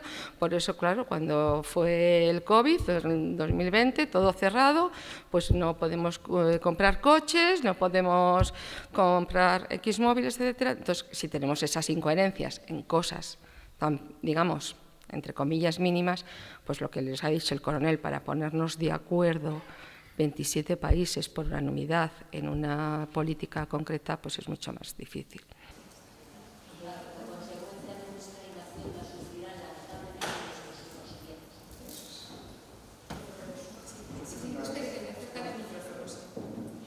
Una cuestión, se me ocurre. ¿Cómo hubiera reaccionado Europa si un país, como ha sido la Franja de Gaza, hubiera hecho ese mismo escarnio en cualquier país europeo? ¿Y cuál hubiera sido la visión que hubiéramos tenido con respecto al tema? Ahora se nota que internacionalmente todo el mundo está contra los israelíes, hay muchas manifestaciones a favor de los palestinos, pero hay que ver la masacre que hicieron y cómo la hicieron. Y si nos hubiera pillado a cualquiera de nosotros un hijo o una hija en aquel famoso concierto y la brutalidad con la que actuaron. Y luego, que tenía una segunda pregunta, ya en general, es ¿qué podemos hacer nosotros ante esta situación? Porque España lleva muchísimos años no atendiendo a la defensa, con un presupuesto bajísimo, hay mucho buenismo, todo vale, y resulta que y la misma Europa no se ha armado. Los que se han tenido que poner la pasta, los hombres y todo, han sido los americanos. Y luego nos extraña que venga un presidente americano y diga American First. O sea, hay también que ser, digamos, proporcionado con uno mismo, no con el resto. A ver, ¿cómo hubiera reaccionado? Muchas gracias. Antes de que le conteste el coronel, que sepa que antes de empezar las jornadas yo me he quedado asustada y simplemente le comento, me ha dado verdadera vergüenza cuando ha dicho que en España, que somos uno de los países que menos invierte en defensa, aportamos 36 céntimos por persona a defensa al año. Simplemente les doy ese apunte porque he sentido verdadera vergüenza y ahora les doy la palabra a ellos. Sí, quizá, bueno, sobre la parte de cómo reaccionaríamos nosotros, pues no lo sabemos, porque no hemos estado en esa situación, ¿no? Si matasen a nuestros hijos, a nuestros sobrinos, nietos, etcétera, pues quizá nos encontraríamos en la misma situación de los israelíes y pediríamos a nuestro gobierno medidas parecidas. No lo sé. Ojalá no estemos nunca allí para encontrarnos en ese dilema moral, ¿no? Sí. Si atacan a Francia, nosotros españoles estamos sometidos a convenciones y a tratados, más que en el ámbito de la Unión Europea, que sí que hay una cláusula de solidaridad que nos obliga a defender a Francia, el ámbito atlántico, ¿no? O sea, nos veríamos obligados por el artículo 5 del Tratado de la OTAN, que afortunadamente lo tenemos, porque si no, no tendríamos ninguna forma de responder más allá de la autónoma, la individual de los países, de proteger y de apoyar a nuestros socios franceses si les hubiera ocurrido algo parecido a los israelíes en Gaza. Y eso nos da una gran tranquilidad hasta ahora. La idea de que somos 32 países en la OTAN y no vamos solos por el mundo, ¿no? Nos proporciona una gran tranquilidad. En cuanto al tema de la defensa, efectivamente, la moderadora, la profesora, lo ha explicado perfectamente. Tenemos el disputable o el lamentable honor de que este año hemos pasado a ser el último país de los 32 de la OTAN en gastos per cápita en defensa, ¿no? Pertenecemos a una sociedad, quizá por idiosincrasia, por características históricas, por nuestra situación geográfica, etcétera, que hay muy poca sensibilidad por los temas de defensa. Poco a poco eso va cambiando a medida que vemos que nuestro entorno de seguridad se está haciendo muy complicado y que muchos de estos problemas, de una manera, a través de migraciones, a través de terrorismo, a través de desestabilización económica, a través de alza de carburantes, nos terminan afectando, ¿no? Lo que sí es cierto es que si alguna vez nos encontramos en alguna situación como las que se están encontrando algunos de nuestros vecinos, más vale que nuestras Fuerzas Armadas sean poderosas, porque entonces lo reclamaremos y a lo mejor no las tenemos, ¿no? Hola, buenas tardes. Perdón un momentito que hace una apreciación Yago y pregunta. Nada, por pura curiosidad. ¿Podrían levantar la mano quien sepa dónde está la mayor comunidad judía de España? No. En Melilla. Al lado de Marruecos, con una enorme población árabe. Entonces, la realidad internacional tiene un montón de cosas horrorosas, inmorales. Las tiene en Israel, las tienen en medio mundo y es así. Pero la cuestión es qué podemos cambiar nosotros, qué podemos tocar nosotros. Conocemos nuestra realidad mínimamente. En España durante muchos años, demasiados, se ha hablado y hemos sabido más de Afganistán, ahí en Asia Central, que del país que tenemos al sur. Y no me extraña que no gastemos en defensa, porque yo la verdad leo los documentos oficiales, yo no veo que tengamos ningún tipo de amenaza, yo no veo que tengamos nadie que reclame, no sé, territorios o ciudades nuestras, ¿no? Por tanto, ¿por qué deberíamos gastar en defensa si no hay amenazas? Supongo, ¿no? Bueno, yo les dejo ahí la cosa. Hola, buenas tardes. Aquí a su izquierda, de los conferenciantes. Ayer en la jornada de ayer, hay mucho público joven yo bueno, me agrada ver a gente un poco más mayor que yo, ¿no? Porque si no soy más joven de la sala, de los más jóvenes. Me agrada también ver a muchos pensionistas. Entonces, una técnica de reflexión. ¿Cuántos de ustedes están dispuestos a renunciar a las pensiones que cobran, a las extras que pagan en Navidad y en verano, para que su dinero vaya al Ministerio de Defensa? Y segundo cuestión, muchos de ustedes no están seguros, no creían que ahora que se está viendo un proceso de jubilación del baby boom, que es verdad que ha sido la generación que ha vivido el mayor periodo de crecimiento de España, pero la verdad que sus pensiones son elevadas. Solo faltaría que ustedes se queden cobrando las pensiones y seamos los jóvenes los que impulsemos las normas para defender España cuando estamos ante una situación de cambio. Pero bueno, la respuesta que ha dicho Iago, hombre, gracias por la reflexión. La pregunta es muy clara. La pregunta es muy clara. La pregunta es al coronel. ¿Le preocupa la relación que hay entre Israel y Marruecos en materia de seguridad?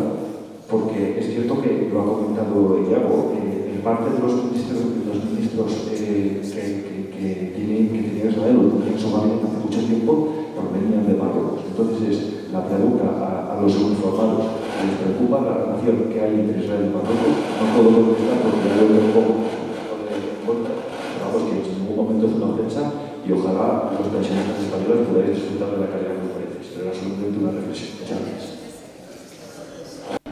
Bueno, yo como cada vez me siento más cercano a este sector, como cada vez más cercano, la verdad que eso, lo que ha planteado este señor joven, pues es cierto. O sea, al final es el famoso dilema de cañones o mantequilla, ¿no? ¿En qué invierto? En Europa hemos preferido durante décadas invertir en mantequilla porque los cañones nos los proporcionaban otros, fundamentalmente los norteamericanos. Es decir, nuestra seguridad durante décadas ha estado en manos norteamericanas.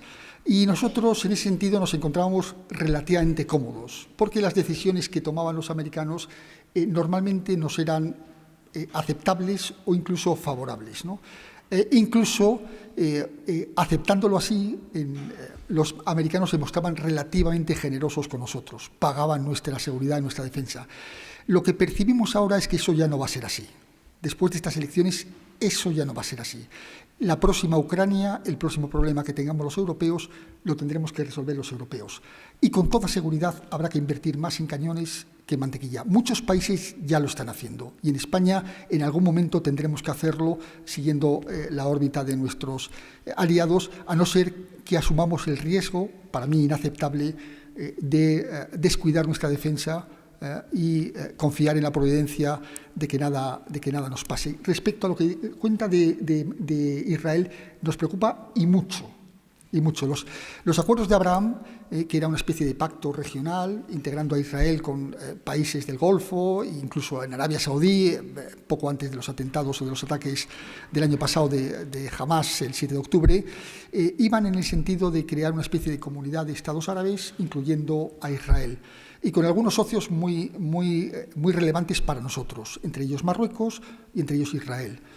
Nosotros, como potencia, como nación occidental y del sur de Europa, pues evidentemente no nos gusta tener potencias extraterritoriales en nuestras fronteras o próximos a nuestras fronteras, armando y financiando y proporcionando capacidades que nosotros no tenemos a potenciales adversarios. No es una situación cómoda. No nos gusta ver a los medios, capacidades y elementos militares de Israel cerca de nuestras fronteras, ¿no? Ese quizás sea un elemento también de nuestra propia geopolítica y a lo mejor hay que hacérselo valer también a nuestros aliados norteamericanos, ¿no? Dice, oiga, ustedes piensan que rearmando a Marruecos pues van a compensar el crecimiento de Argelia o equilibrar Argelia. Desde nuestra perspectiva nacional también nos plantea un problema de seguridad, ¿no?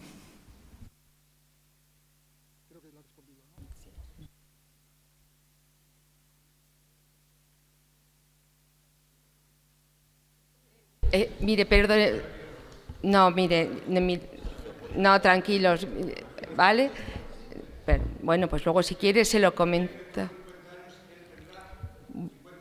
De acuerdo. Bueno, quizás... Mire, simplemente que les quería hacer yo una reflexión con respecto a estas jornadas. Bueno, lo primero, ya se lo comentarán en el cierre de las jornadas por parte del subdelegado de Defensa y del decano de la Facultad de Derecho. Saben que llevamos 27 jornadas. Ustedes son siempre la Universidad de la Experiencia, unos de los invitados especiales, lo saben, el jueves dedicado para ustedes. Cuando acabemos tendremos un vino español. Y yo sí que simplemente ya una última reflexión que me digan, porque también yo creo que hemos estado, lo que dice, muy cómodos. Estados Unidos aportaba, digamos, las armas, si había algún conflicto, Afganistán nos pillaba muy lejos, y yo creo que Europa ha empezado, o la Unión Europea, a tambalearse un poco con la guerra de Rusia-Ucrania. Como diciendo, hombre, esto ya nos pilla un poquito más cerca. Y no hablando de ustedes, sino precisamente de la gente joven, de los alumnos, etcétera. Yo les quería preguntar si, al habernos desarmado, quizás en este sentido, durante muchos años, y lógicamente ustedes, varios de ustedes seguro que pasaron la mili, lógicamente la mili no va a volver como tal, pero parece ser que a raíz de lo de Rusia hacia Ucrania, en varios países del este ya se están replanteando una formación militar para las personas jóvenes, por supuesto ya no solamente hombres, sino hombres y mujeres. Entonces quería plantear si creen que esto es posible, si como parece que sí que está cambiando un poquito más el concepto al ver que ya tenemos conflictos un poquito más cercanos, sería factible y cómo podría ser. Y ya después de esta reflexión daré paso al subdelegado de Defensa y al señor decano de la Facultad de Derecho para que concluyan las jornadas, y lo que sí, agradeciéndoles su visita, y luego les comento que después de que acaben ellos la clausura pueden ir a la cafetería a tomar un vino español, ¿de acuerdo? Bueno, yo lo que creo que es, para evitar involucrarnos en este tipo de guerras industriales que exigen ejércitos muy numerosos, lo que tenemos que hacer es precisamente no caer en la trampa de meternos en ese tipo de guerras, ¿no? Si al final la situación se deteriora en Europa del Este y por motivos políticos al final los rusos avanzan sobre Kiev y la OTAN interviene, nosotros intervendremos porque somos parte de la OTAN. Es una decisión política que se tomará en el Consejo Atlántico, en Bruselas, irán los jefes de gobierno y por consenso decidirán si actúan o no actúan. España se puede abstener, puede decir, mire, yo no actúo, y puedes abstenerte y, por tanto, vetar la decisión de que la OTAN actúe, ¿no? Pero será muy difícil, depende de las circunstancias militares sobre el terreno y de la percepción de amenaza que tengan los países. Algunos países ahora mismo tienen una percepción de amenaza muy intensa, sobre todo en Europa del Este. En España no lo tenemos. Ahora mismo Europa está dividida en 4 dimensiones. El este contra el oeste, nosotros no percibimos la amenaza igual que los polacos, los bálticos, los nórdicos, etcétera, y el norte frente al sur. Nosotros tenemos los problemas del sur, los del norte no los entienden, los problemas que tenemos en el sur, y piensan que todos estos problemas de las migraciones masivas y tal son problemas de los estados, y los estados se los deben resolver como tanto. Es decir, tenemos percepciones distintas. Si al final hay este tipo de guerras, se necesitan ejércitos muy numerosos, y el problema que tenemos en muchos países, no solo en Europa, es que no los tenemos. Por dar un solo dato, en la ofensiva que hicieron los ucranianos en verano del año pasado, ellos usaron 300 batallones, no importa lo que sea. En España tenemos 40 y tantos. Tenemos un ejército muy pequeño, es muy cualificado, hace muchas cosas muy bien, etcétera, pero para este tipo de guerras se necesitan ejércitos muy numerosos. Y cuando empiecen las bajas, habrá que reponer las bajas, etcétera, y tal. En España no tenemos reservas, ustedes habrán hecho el servicio militar, pero ustedes son muy mayores como yo, allá no les van a movilizar, sus hijos no han hecho el servicio militar, es decir, no tenemos mecanismos de movilización, no podemos reclutar porque no tenemos los elementos para reclutar, ¿no? ¿Eso qué nos quiere decir? Que habría que crear todo un sistema de movilización, etcétera, que es una medida política muy impopular, o la otra solución es decir, hacer todo lo posible para evitar caer en la trampa de este tipo de guerras, ¿no? Y ese es el dilema en el que el que se van a encontrar los gobiernos ahora mismo, en función de cómo evolucionen las circunstancias, y en el futuro, si nos vemos obligados a hacer frente a un tipo de amenazas parecida a lo que está ocurriendo en Oriente Medio o en Ucrania, ¿no? Desgraciadamente.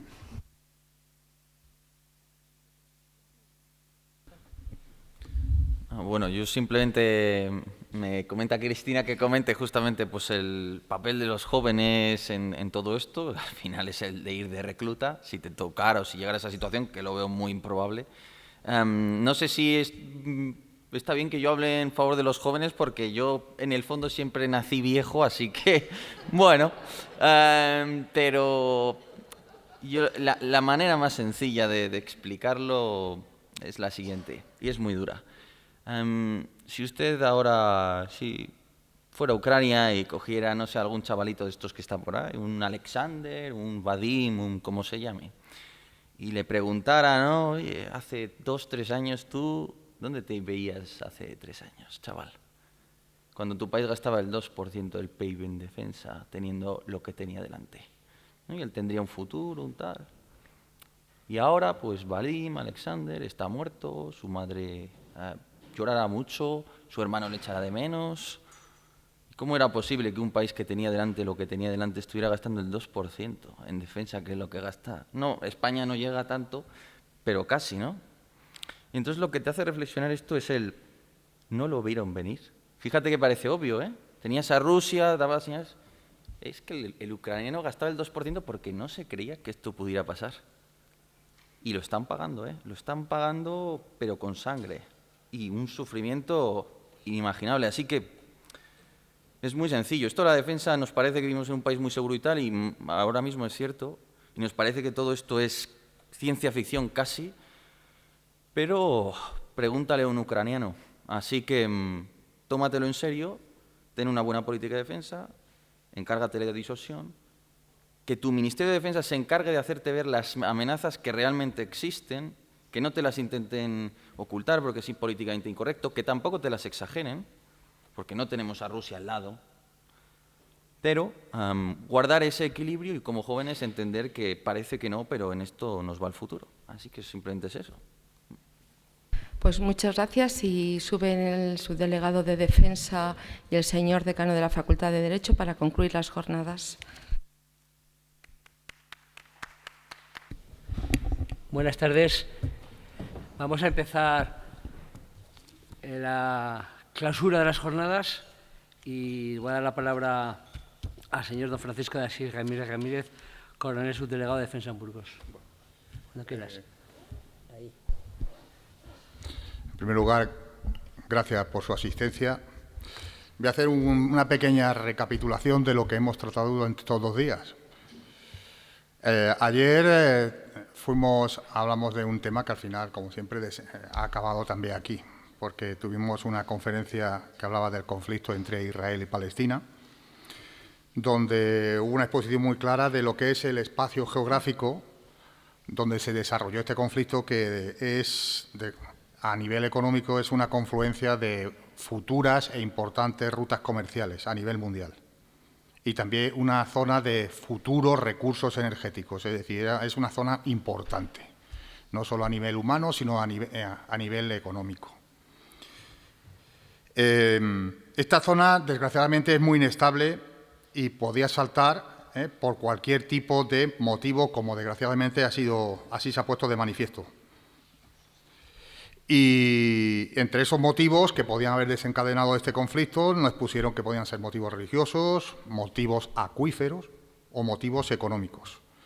Y quedó una reflexión final en la cual pues, nos dejaba claro que el futuro realmente a corto y largo plazo era muy incierto. La historia lo ha demostrado y la realidad sigue siendo la misma. A continuación se habló del Líbano y Hezbollah, otra zona que estaba allí, en la cual nos hicieron una exposición muy interesante porque fue una exposición muy detallada, tanto de los antecedentes históricos de los conflictos que tuvieron lugar en el Líbano, como después de la organización, composición, funcionamiento, alianza de lo que fue la organización Hezbollah. Hoy, en esta mesa redonda, hemos visto ha habido 3 ponentes que realmente han expuesto temas totalmente distintos, pero que después han confluido. En el primero, nos ha puesto en manifiesto que nos encontramos en una nueva etapa.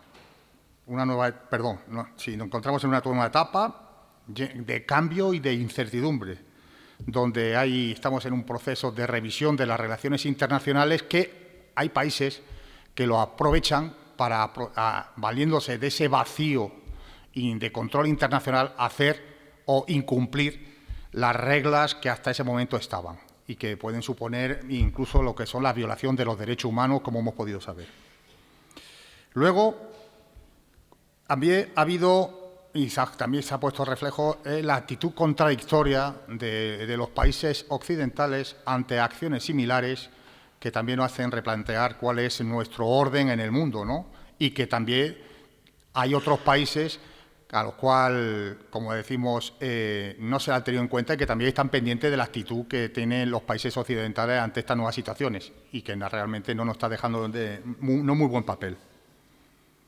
Con respecto a lo que es la zona del Golfo, ha habido un estudio aquí una exposición muy buena, porque nos ha puesto en manifiesto la importancia de lo que es la zona de lo que es el Golfo Arábigo en cuanto al peso que tiene la producción de petróleo y en reservas de petróleo, donde los países de esa zona son conscientes de que ese futuro no es para siempre y están cambiando o se están replanteando un nuevo futuro mediante la diversificación. Se han dado cuenta que no pueden estar toda la vida viviendo de la exportación de petróleo y están invirtiendo en otro tipo de áreas como son la infraestructura, como son las tecnologías. Es decir, están buscando un horizonte nuevo, que le han llamado el horizonte 2030 o 2031, donde quieren cambiar pues, su fuente de ingresos, donde quieren crear, como dice, nuevos sectores y donde buscan una estabilidad política. Sí, también se ha puesto manifiesto que esta zona geoestratégica de gran peso económico es también importante para China. Y aunque sea poco a poco, también China está ahí haciendo sus acciones porque realmente es la fuente suya de materias primas, sobre todo de petróleo, y la considera también como un punto de interés para ellos. También se ha manifestado la oportunidad que tenemos ante ese cambio de rumbo que tienen los países del Golfo Arábigo para buscar nuevos horizontes, una oportunidad para Europa de apuntarnos a ese tren e invertir y favorecer ese cambio, lo cual también nos beneficia a nosotros y que permite asegurar una estabilidad tanto política como económica de la zona, que es vital para nosotros, no lo podemos evitar, eso hay que reconocerlo.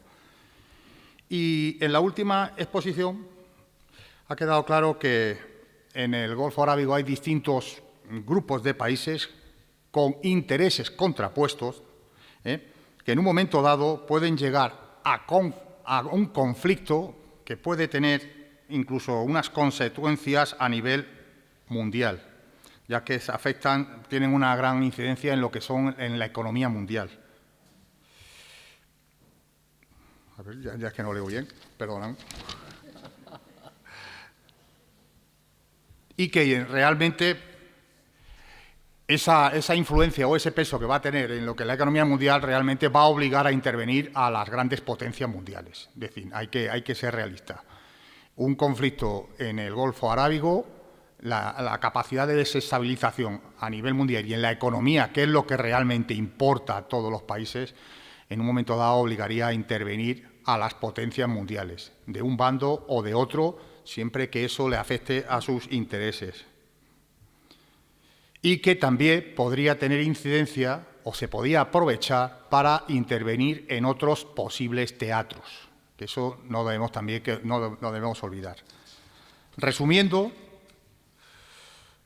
yo quiero hacer en este momento una gran recapitulación sobre lo que es la zona del Golfo Pérsico, que es una zona muy importante por su peso en la economía mundial, pero que tiene mucha facilidad de ser desestabilizada, incluso por elementos poco importantes, y que puede obligar a producir reacciones en las potencias mundiales.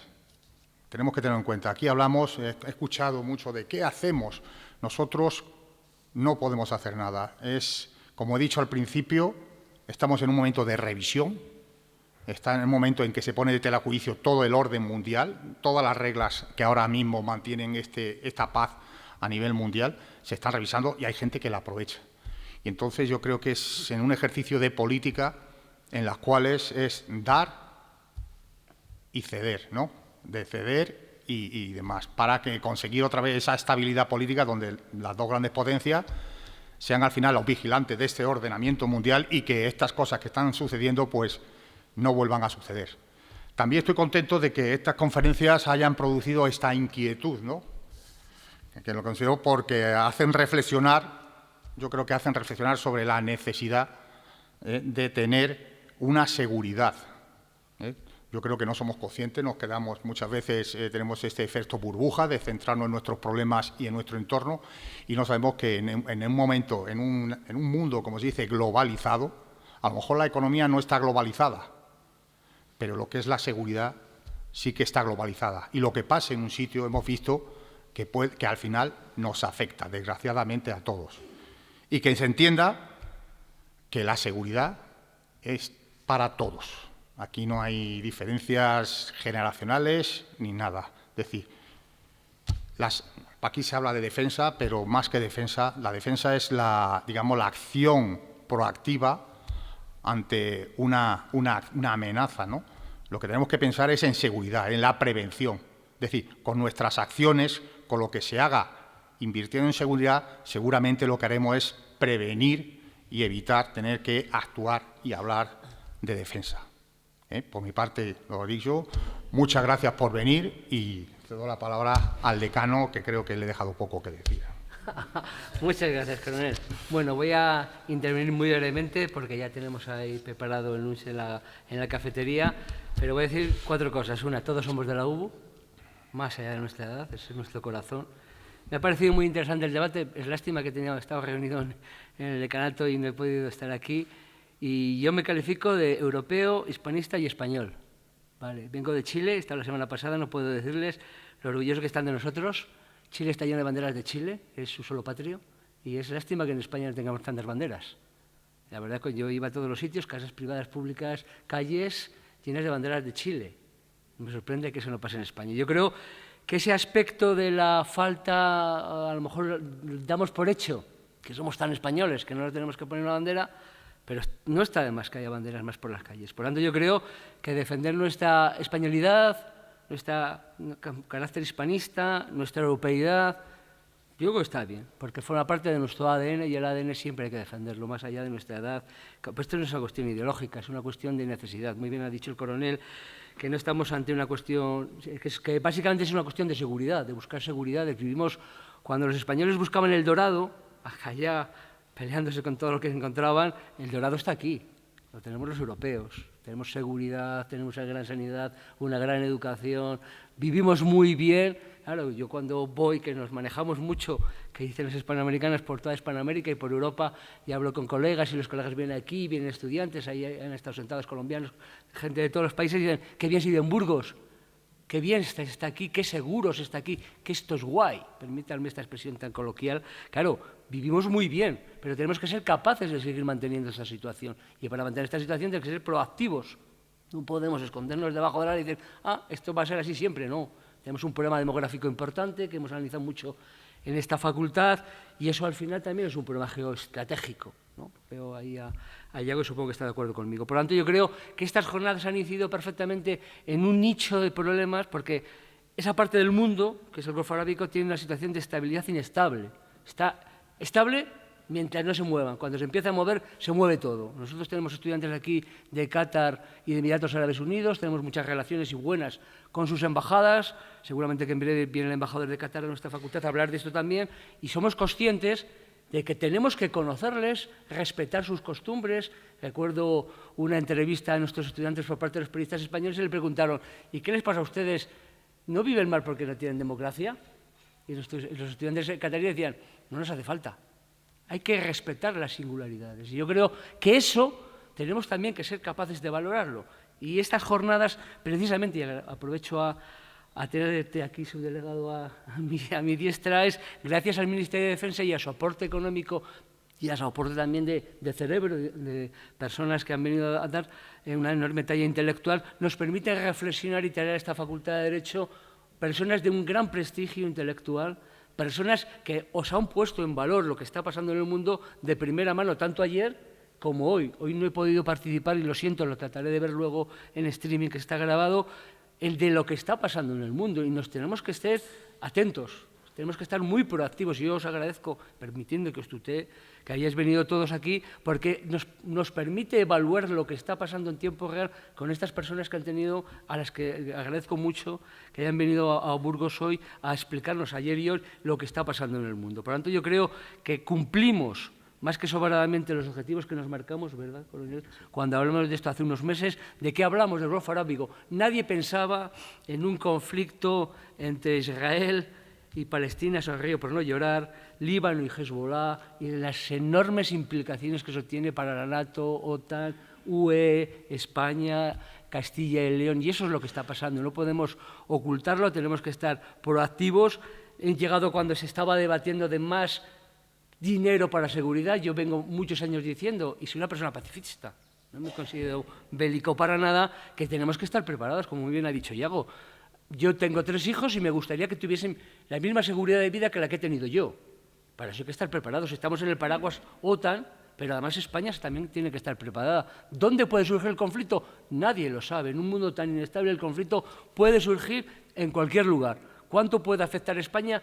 No se sabe. Por lo tanto, yo creo que tenemos que estar preparados, razonablemente preparados, y decir, no nos vamos a hacer un país ni una sociedad militarista, porque no lo somos. Yo creo que somos un país bastante pacífico y portamos siempre la paz allá donde vamos, sobre todo de la mano de las fuerzas y cuerpos de seguridad del Estado, pero tenemos que estar preparados. Esto forma parte, y ya con esto acabo, de ese vocablo realpolitik que se inventó por los americanos, y quiero explicarles. Vamos a ver, todos somos buenos y queremos ser buenos, yo el primero, pero la realidad es muy contundente. Si la realidad está demostrando que Rusia ha invadido Ucrania, que Hamás atacó a Israel, que Israel ha respondido con una violencia inusitada contra Hamás, Hezbollah, Líbano, y no sé si contra Irán, y vete tú, ¿a qué saber qué? La realpolitik, es decir, valorar realismo, nos obliga a estar preparados. Y eso, más allá de nuestras convicciones personales, que son todas ellas muy respetables. Y yo creo que esa valoración realista que ha acontecido ayer y hoy en este aula de Romeros nos tiene que hacer ver la necesidad de estar preparados para situaciones que nadie quiere que lleguen, que confiemos todos que no se llegue, pero que si llegan tenemos que tener cierta preparación, porque de lo contrario, eso de me pilló fuera de juego no sirve. Nos lo ha dicho Iago antes, Rusia invadió Ucrania, los ucranianos diciendo, pero esto puede ser. Pueden pasar muchas cosas, desgraciadamente. Por eso yo creo, y me voy muy contento a mi casa, a decir, en la Facultad de Derecho y como decano hemos presentado la realidad no ideológica, la realidad de lo que está pasando en una zona muy caliente del mundo, de la que dependemos por geoestrategia energética, todos y cada uno de los que estamos en esta sala, porque todos utilizamos gasolina para nuestros vehículos y gasol para nuestra calefacción. Y lo estamos utilizando todos los días. Por lo tanto, tenemos que pensar con realpolitik, vamos a estar preparados. Yo creo que ese es el gran mensaje. Yo creo que a los especialistas que han venido ayer y hoy, daros las gracias, muchas gracias. Os veo ahí sentados en primera fila, porque nos habéis ilustrado. Yo he aprendido mucho, yo creo que sabía mucho del Golfo Arábigo por el tema este que les he comentado de nuestra relación especial con Emiratos Árabes y Qatar, pero ahora sé mucho más. Espero que ustedes también. Y aprovecho a invitarles. Para el año que viene seguiremos aquí, será 28 años ya, hemos cumplido 27 de matrimonio, no estamos enfadados, no nos vamos a separar, ya les aventuro, y ustedes, cuento con ustedes. Muchas gracias y nos vemos el año que viene.